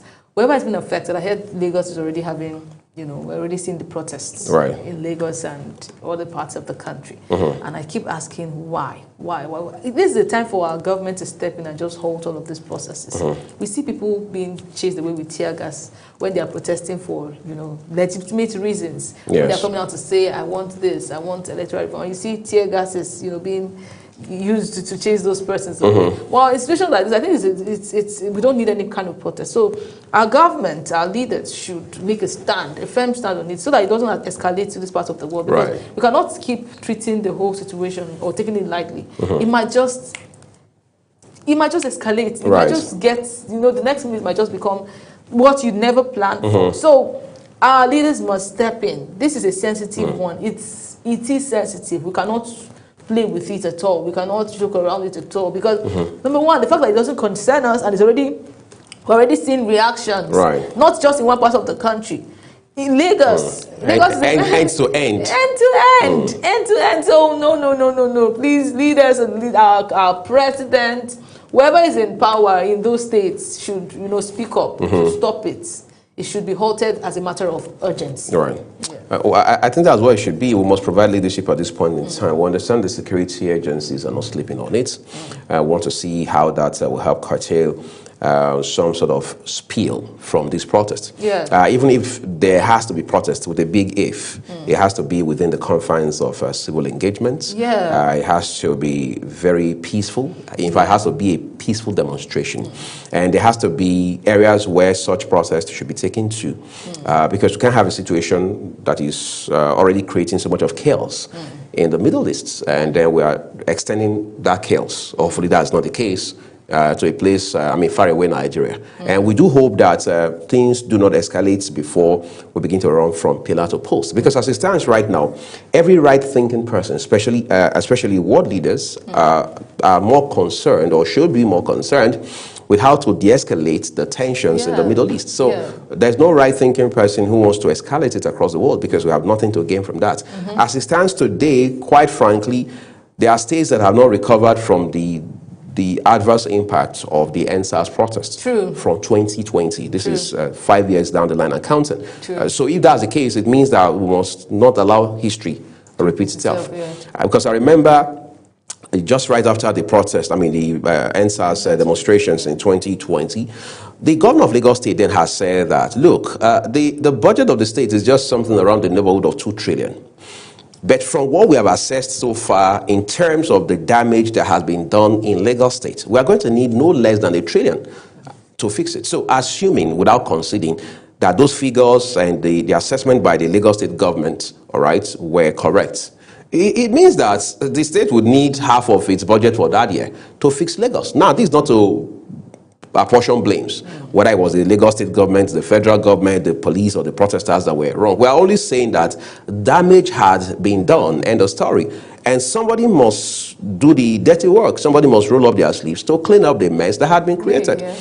So if that was anything to go by, it means lessons must have been learned at this point in such a way that, like I said, we do not allow history to repeat itself. And then second, people must be held accountable should they break the law. And again, Priscilla, I think that's where we have a lot of problem, where people are not held accountable, people are not met to face the full wrath of the law. We have seen, for instance, where a judge in this country, I understand one time, the chief judge of Federal FCT High Court, Justice John Soho, has not been invited by the CCB, the Code of Conduct Bureau, to say, come explain to us certain things regarding your assets declaration records or forms. All right.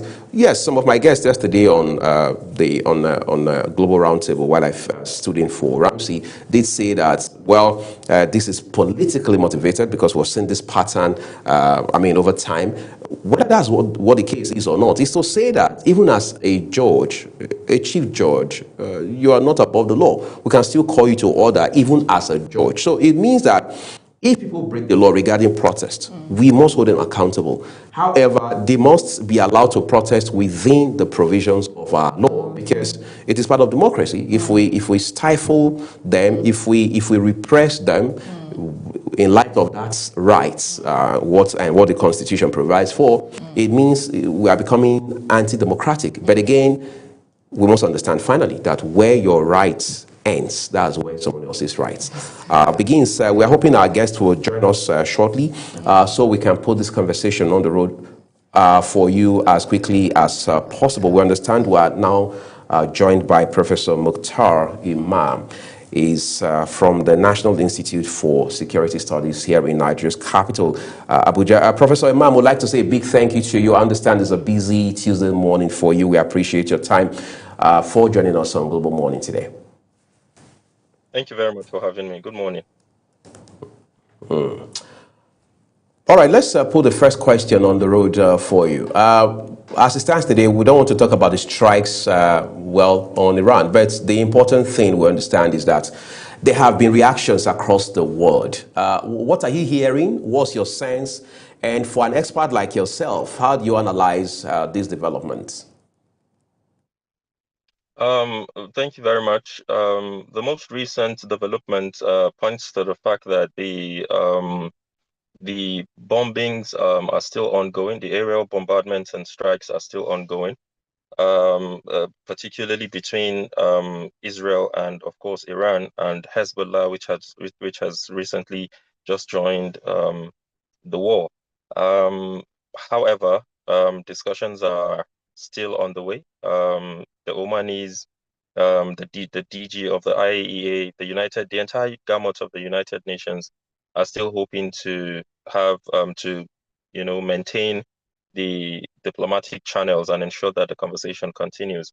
But that remains to be seen. How that will play out is not entirely spelled out at this moment, because there is absolutely very little room for maneuver for the warring parties to come to the negotiating table with the continued bombardment. As far as my assessment of the situation is concerned, it is rather unfortunate that we have found ourselves in this quagmire.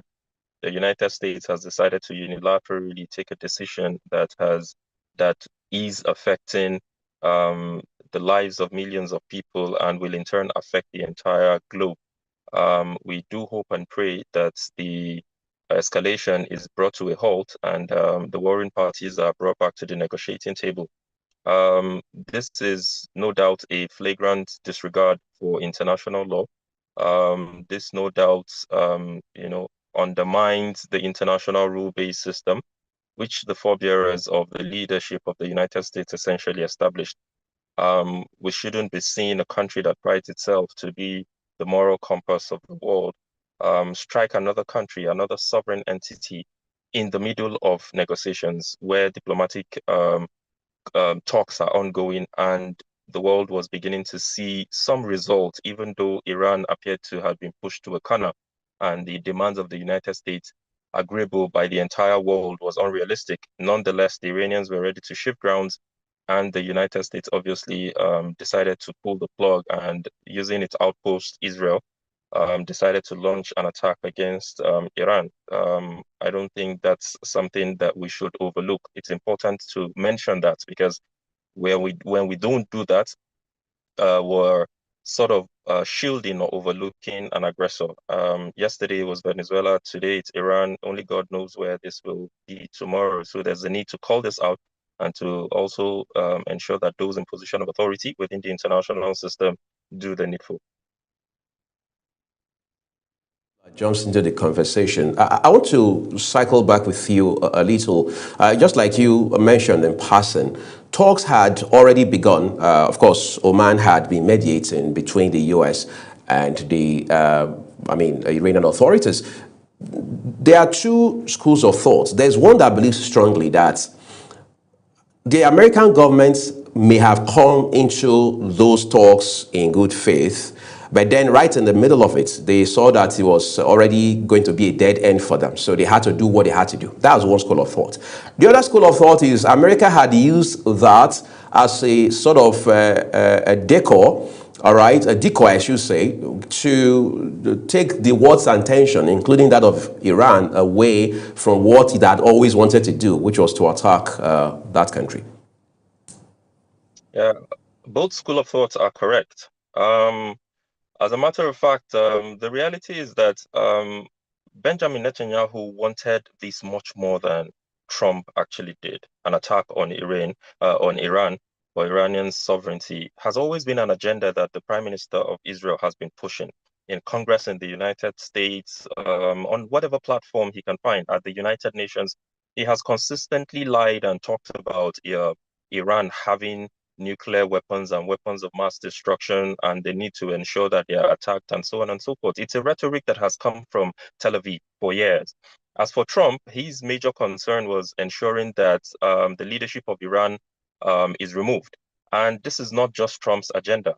It has a history to it. All of this started in the 1950s, 51, 52, 53, when Mohammad Mossadegh decided, at the time the Prime Minister of Iran, decided to nationalize the oil assets of Iran. It created an unease with Washington. And so every leadership or every leader from that period thenceforth has always had, this antagonism towards Iran. You would recall that prior to that time, and even within that period up till 1979, when the Iranian Revolution under Khomeini happened, the Shah was in bed with the United States. They had no problem with Iran. As a matter of fact, it was in 1960, before 1960, the President of the United States, Dwight Eisenhower, decided that in the United Nations General Assembly Congress, he told the world that it is time that their allies, speaking to Iran, understands the sweetness, this is me paraphrasing, of their capabilities in terms of nuclear. And the United States decided from that moment to introduce Iran to nuclear, to also train Iranian personnel in nuclear. It was all done by the United States. The US literally handed over this, passage of right to the Iranian people. So the first school of thought that talks about, Trump coming into the conversation with good faith, of course, It is not proper to assume malicious intent towards anybody. Perhaps he came into that conversation with good intent. However, looking at the conditions which the United States came to the negotiating table with, it was obvious that they were trying to push Iran to the corner, to cease, to elicit some kind of reaction that will not sit well with them, and then they could use that as a pretext to attack Iran. And they found the Iranians ready and willing to shift grounds and negotiate and have that conversation. If anything, the reason why, again, this is me aligning with the second school of thought, the reason why the United States and Iran launched the strike was because they saw that there was a breakthrough. Recall that the Omani foreign minister and others around that negotiating table had already started giving press briefings that yes, the talks are difficult. However, they are beginning to see a breakthrough. So the fear of a breakthrough was what actually led to the strike, and not a breakdown in the diplomatic channels or the conversation. So both school of thoughts are correct. When you go into history, you tend to understand where all this is coming from. It's not about nuclear armament or nuclear infrastructure. They know, the world knows that Iran doesn't have nuclear capabilities yet. Of course, they're enriching uranium, and this is not my word. Take the words of the DG of the IAEA for it. He has said that the only time they had difficulties accessing the uranium infrastructure in Iran was after the last strike that came, of course, from the United States and Israel into Iran. It made it difficult for them to access the facilities around the region of Isfahan. These were his words, not mine.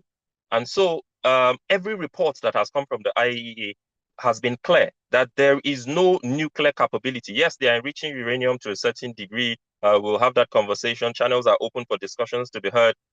However, no unambiguous statement that says that Iran has or is enriching uranium to the nuclear level. So all of this is just a pretext, like I said, to give the United States government access to the resources, the oil resources, oil energy in Iran, especially considering the fact that Iran is the only country standing alone, opposed to the position of the United States today. In the axis of evil, the two are down. Iraq is down, Syria is down. And if it's about regime change, this is apparently not the way to go about it. You can't have a regime change with aerial bombardment. It's not impossible. You need boots on the ground. And of course, if history has shown us anything, this way to achieving a regime change has failed. It has failed in Libya. It has failed in Iraq. It's failing in Sudan. It's failed in Yemen. How do they think it's going to work in Iran? They're only going to further draw or drag the region into a turmoil, because here we are, Iran is perceived as attacking its neighbors who did not attack it. This is all just gimmicks by the United States to ensure that, as they say, if you want to kill a dog, give it a bad name. Very much, Prof. So I just want to ask, this is not me being defensive, but it's important to look at situations openly, right? So would your position change if you were shown evidences, right? Clear evidences that Iran was directly or threatening another state? Would your position on this whole matter change? And don't you think it's, okay for the US or global powers, right, to remain passive? Is it okay for them to remain passive when they perceive a threat from another country? Just considering the fact that, or trying to, assume that all things being equal at this point. Well, I'm glad your statements are very clear. Everything you have said is based on hypothesis. Everything is hypothetical. You have used a lot of maybes and ifs and perceptions and if again. So it is perceptual. We don't bank anything on perception, especially when you're dragging countries into wars, because you see, the Middle East region is very sensitive. It's a place where when a conflict ensues, only God knows what it will spiral into. Remember that part of the reason why we're faced with the unfortunate reality we're faced with today in terms of insecurity is as a result of the fallout of what happened in Libya, the attempted toppling of Muammar Gaddafi's reign, just because the United States wanted to instill one of their own in that country. Over 500 small arms and light weapons left Libya into sub-Saharan African parts. Those are part of the weapons that are currently in Sambisa today. Today, as we speak, from research, this is me giving you valid information. You can fact check me. There is one RPG rifle to 5 families in Libya. Libya is literally a failed state, all thanks to the attempt at regime change. Perception. The same thing with Iraq. Perception. We perceive that they have weapons of mass destruction, and we are where we are today.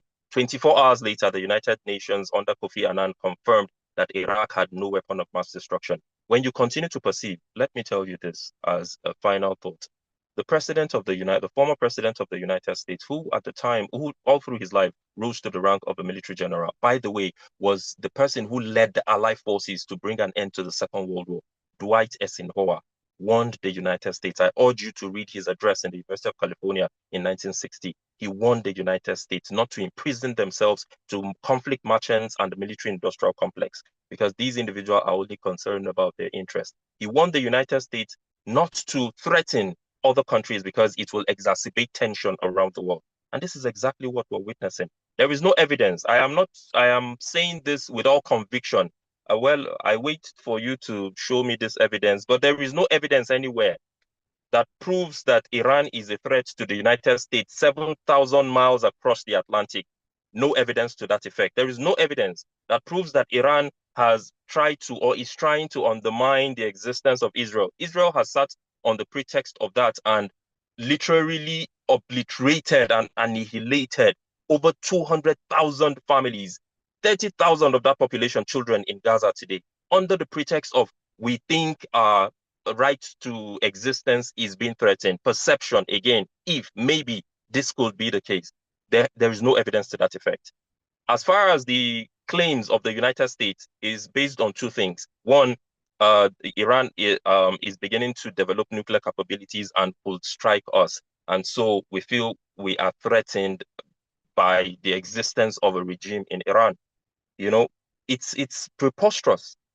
We need evidences. Show us facts. It's the same thing they did in Sudan, talking about uranium enrichment, talking about these things. And the world has seen that they've lied over and over again.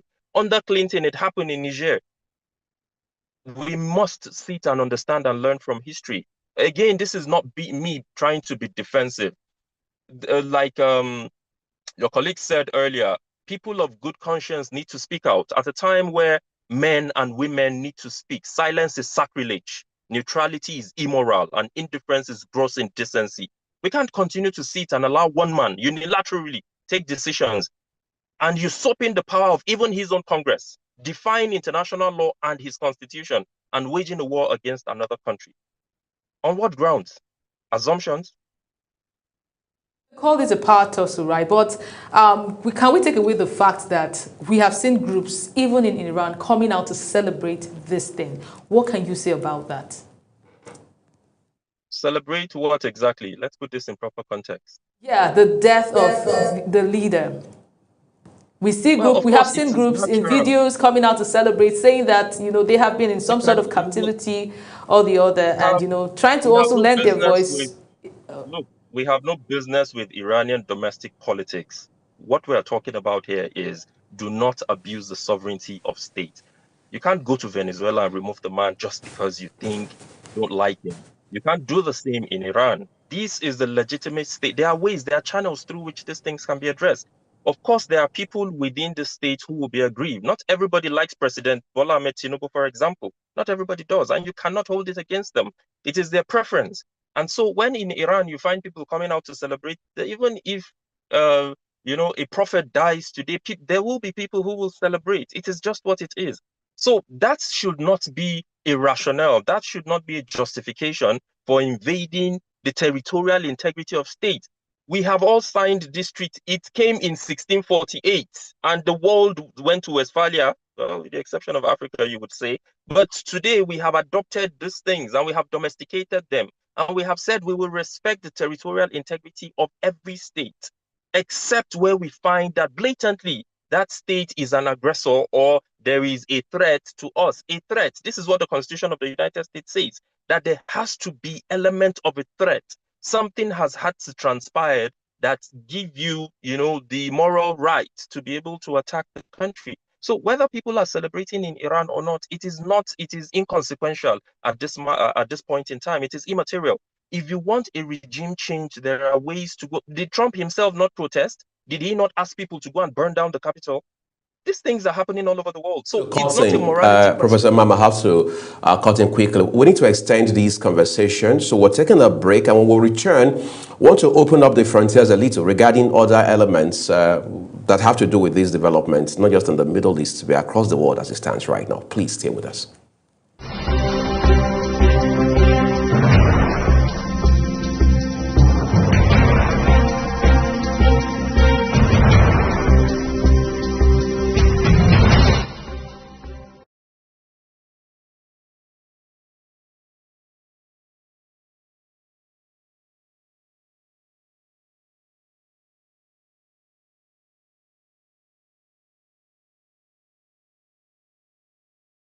Wake up with Global Morning, your daily guide to what's happening and making the rounds. We delve into headlines, newspaper reviews, spot-on analysis, policies, current events, real talk, real issues that affect us all. From the latest trends to the debate, every topic, every angle, Global Morning is where it all starts.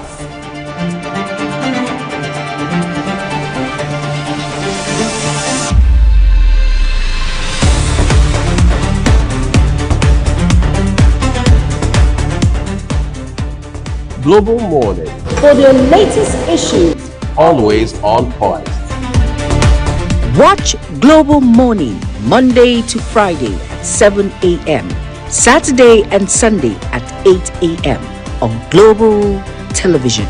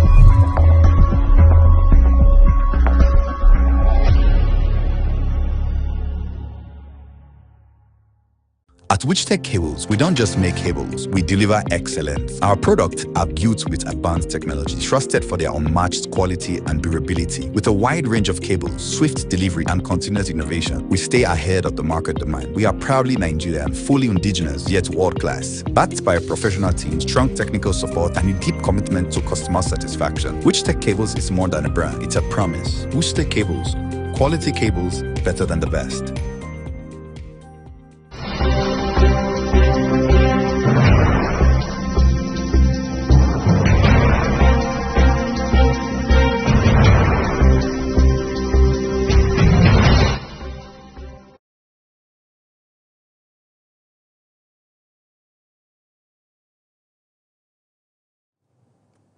All right, we're still talking with Professor Mukhtar Imam.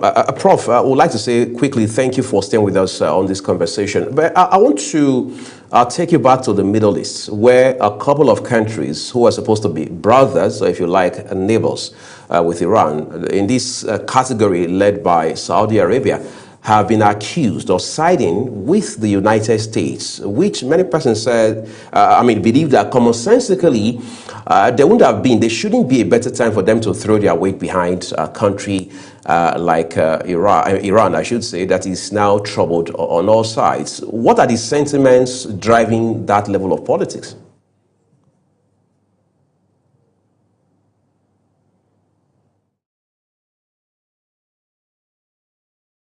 Rear its ugly head. It's rather unfortunate that this is what is playing out in the Middle East right now. And this is what Trump and, of course, the entire West have pre-planned, to ensure that somehow there's a sentiment is evoked when there's an attack launched. It's a strategy of war.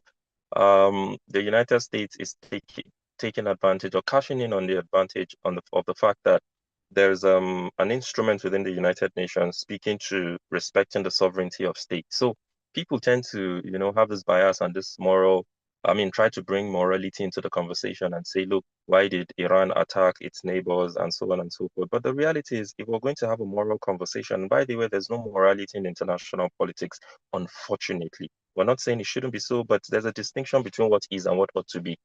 Iran today is isolated. Prior to now, the tussle for power has always been this at the center of the conversation in the Middle East. The entire globe, power comes first, interest comes first. This is what people are about. And so within that premise, it is difficult for people to align with their brothers on the basis of lineage, kinship, or ancestral, lineage. All they're concerned about is achieving what comes first, the interest. And this is exactly what Saudi Arabia, for example, is doing. You would recall that Saudi Arabia and Iran have always been at loggerheads, and for no other reason other than hegemony. Who controls the region, who's the most powerful, who has the most arsenal, who dictates to the rest of the countries within the region. And so that has always played out. The relationship has never been, kumbayahu. There's never been a smooth relationship between the both countries. Even though President Xi Jinping of China tried to mediate a couple of years ago, I think a year or two ago, to douse the tension and ensure that the both parties come together, telling them that, look, you need to be the ones leading the rest of the region. And if that isn't the case, then you're going to fall apart. But the reality is, these guys in the Middle East look beyond all of these rhetorics that we're talking about here. For them, the major concern, the primary concern is about their interests. And so they look to countries that they believe can guarantee their security, while crushing their own brother or their own neighbor. I can't speak to the reverse, but if the reverse were the case, and of course Saudi Arabia was in the place of Iran, I'm very sure the same would have played out. But then again, this is me speaking hypothetically.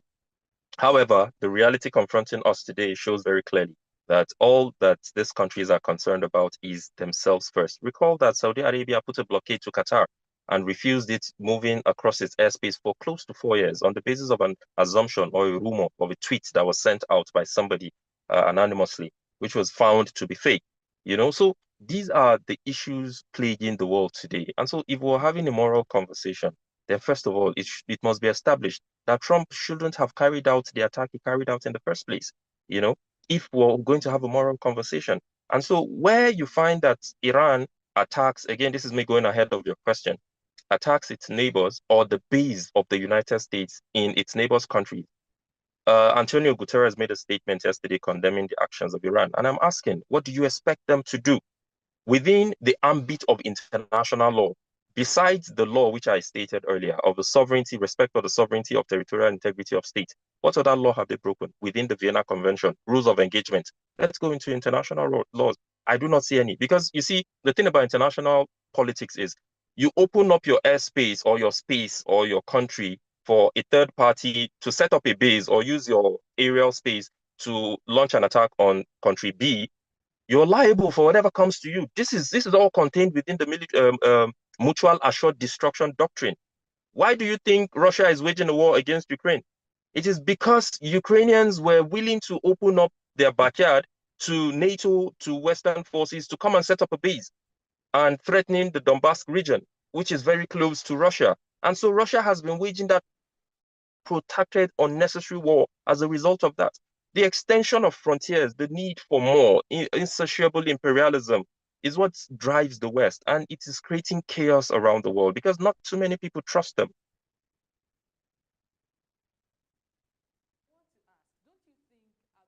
Condemning just one side, one party, absolves the other party of responsibility. Do you think Iran, owes any responsibility at this point? Do you think they should bear, any form of responsibility in the whole situation that, has escalated to this point? Can you think of any? I still maintain the fact that because of the facts that citizens in that country, we've heard, of, citizens being suppressed, their voice has been suppressed over time in Iran. And for me, there's an opportunity for them to lend their voice. I see the whole reaction coming from the fact that are citizens being attacked in the United States? Is ICE doing any kind of killing? Are people protesting on the streets of the United States? I don't know if you got me. Did you hear me? Are people protesting on the streets of the United States? Well, no. No, but as my colleague said, we want to establish the effect, the ripple effect that this has caused. Hold on, pause for me. You're talking to a national audience. My dear, let's stop misleading people. Did you just say that you were not aware of the killing of citizens within the United States by ICE that led to the protest in the United States? This is me talking about recently. Let's not go into what happened with the Capitol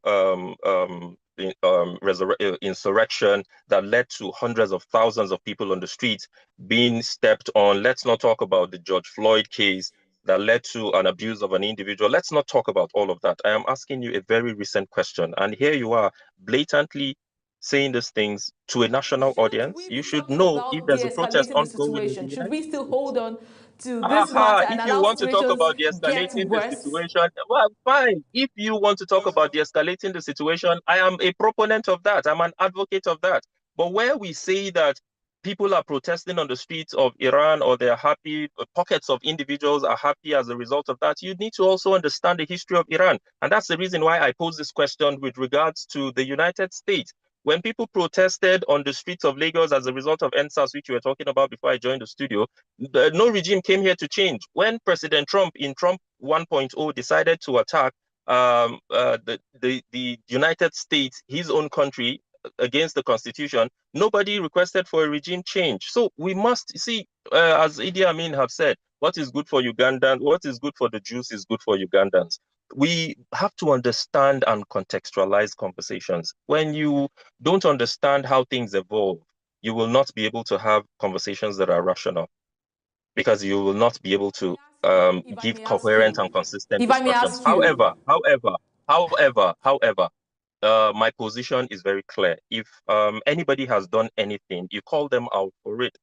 A country is under siege, under bombardment, and under attack. I don't know what else to tell you. I have just told you all of the angles. The IAEA and every other international regime have made their positions known as far as that is concerned. As far as suppression within Iran, that's a domestic problem, and it requires domestic solutions. It is not an attack on Iran that will bring about an end to the domestic issues within Iran, which, by the way, is happening all over the world. And so, therefore, within that framework, I do not know how to apportion blame to Iran. Of course, like I said earlier, if we were having a moral conversation, then we will say, why will Iran attack the bases of the United States in its neighboring countries, which is what the Gulf states are trying to condemn Iran for doing.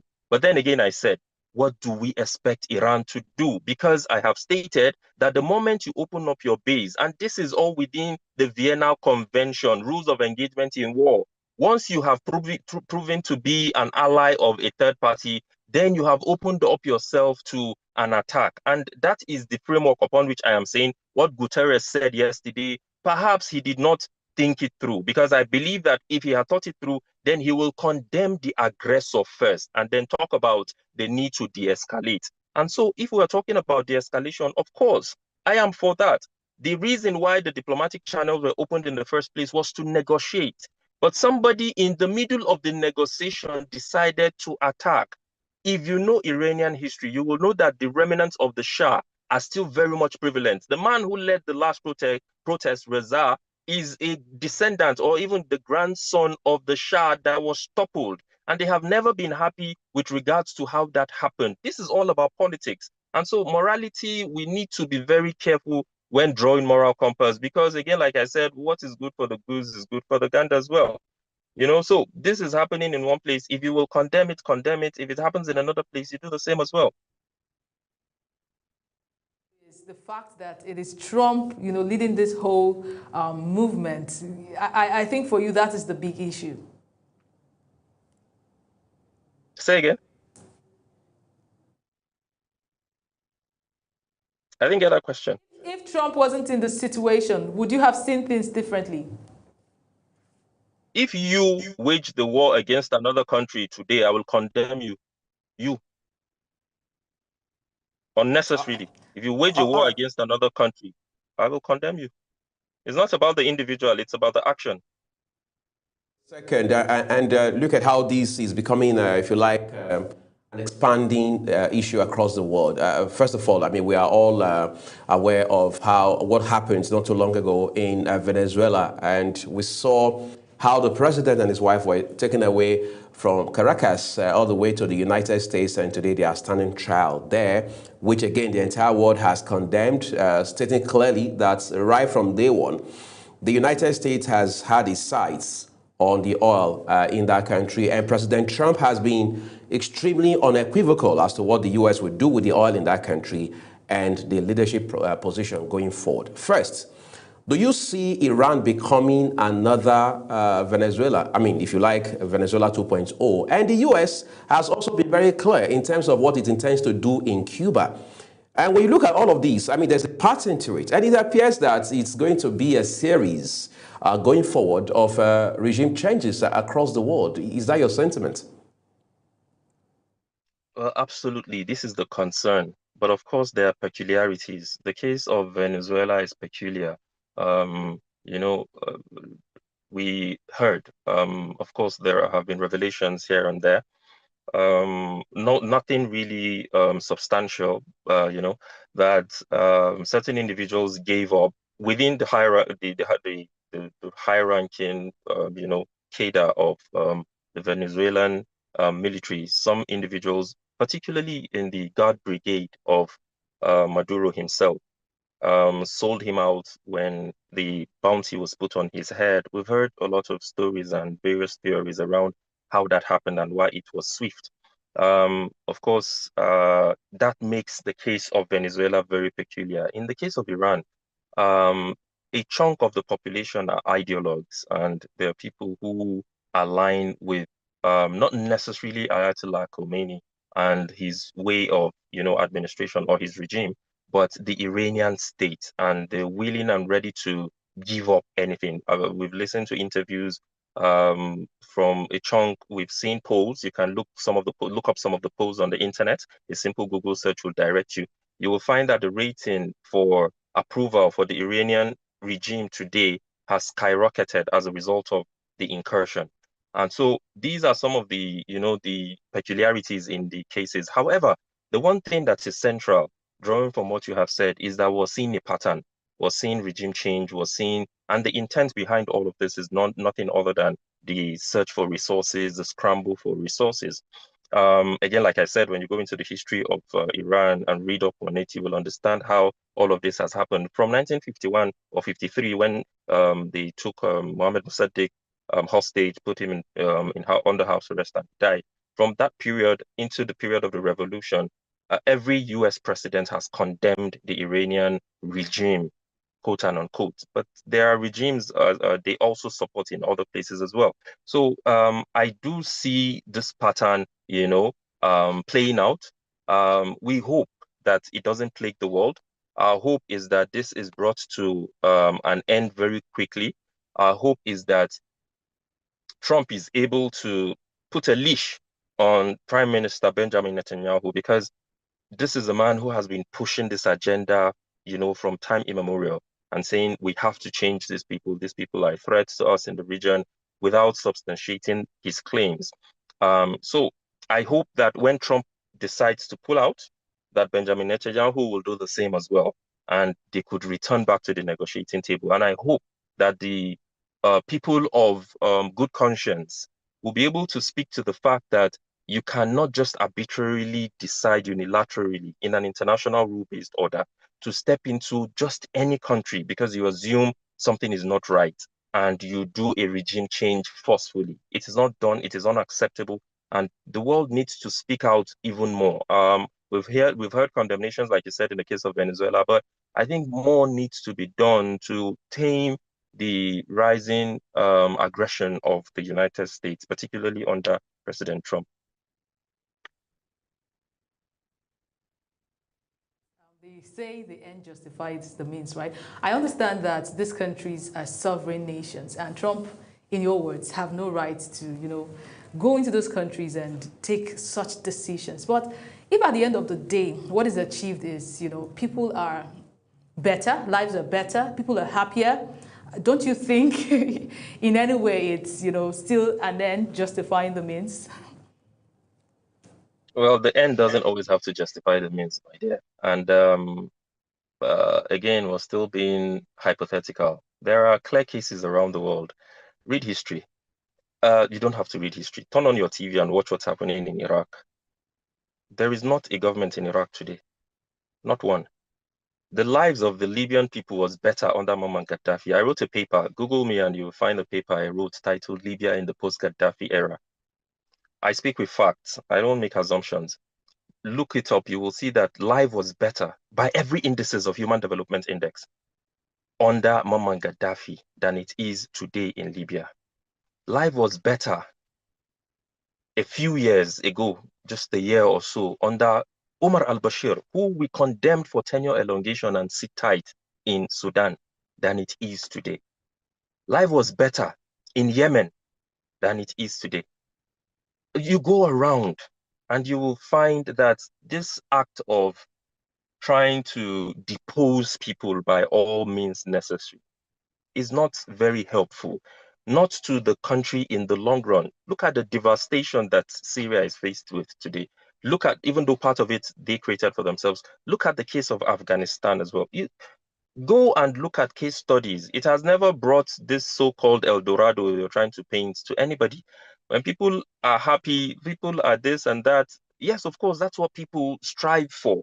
However, there are channels through which this can be done. Why not go to China and try a regime change since the president has declared himself a life president, if that is anything to go by? Or in Russia, how long has he stayed in office if democracy is what we're trying to instill in these places? So we need to have a balanced conversation and ensure that these things, if the United States does well, trust me, I'll be the first to come out and applaud it for its action. But right now, no, we're not anywhere close to that. Strikes. We've seen the impacts in the Middle East, across the world. We've talked about the urgent need to de-escalate. And we've also highlighted how the UN is falling short in terms of expectations regarding its own responsibility, especially in situations such as we have on our hands right now. But let's now talk about leadership in Iran. One of the things we have seen the last few days following these strikes is that the leadership, whatever that means, following the death of its supreme leader in Iran, has shown a bit of tenacity, has shown resilience.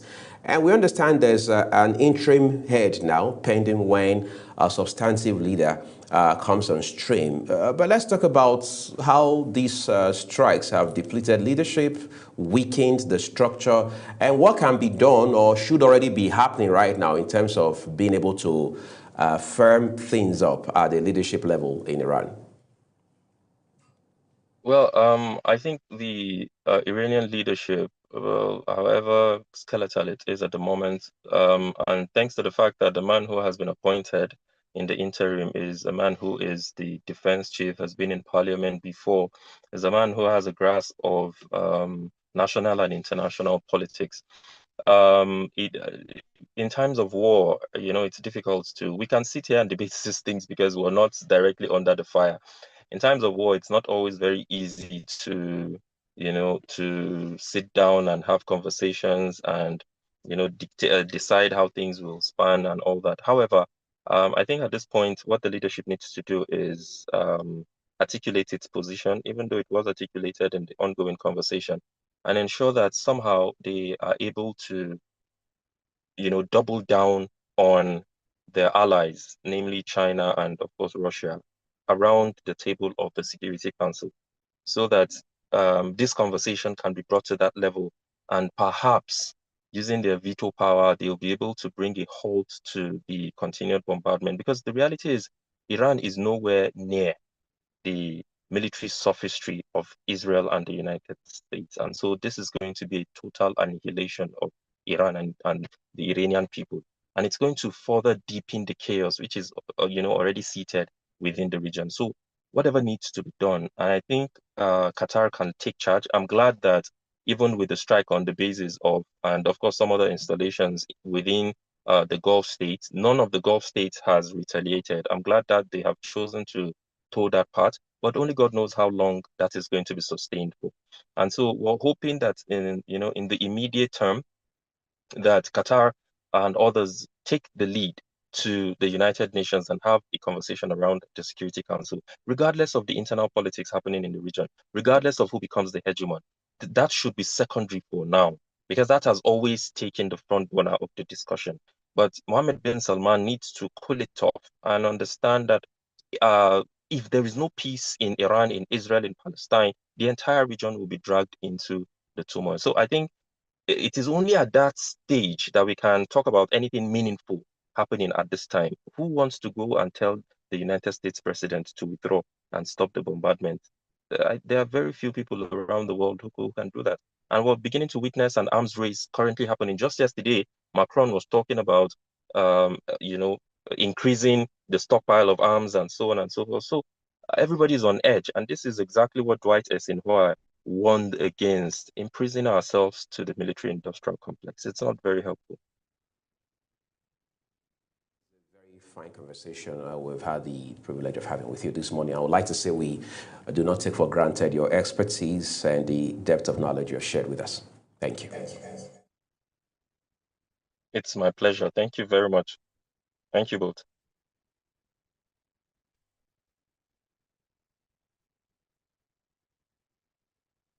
Guests here on Global Morning and across all of our other programs are their opinions. I'm Uyi Agmofwebe.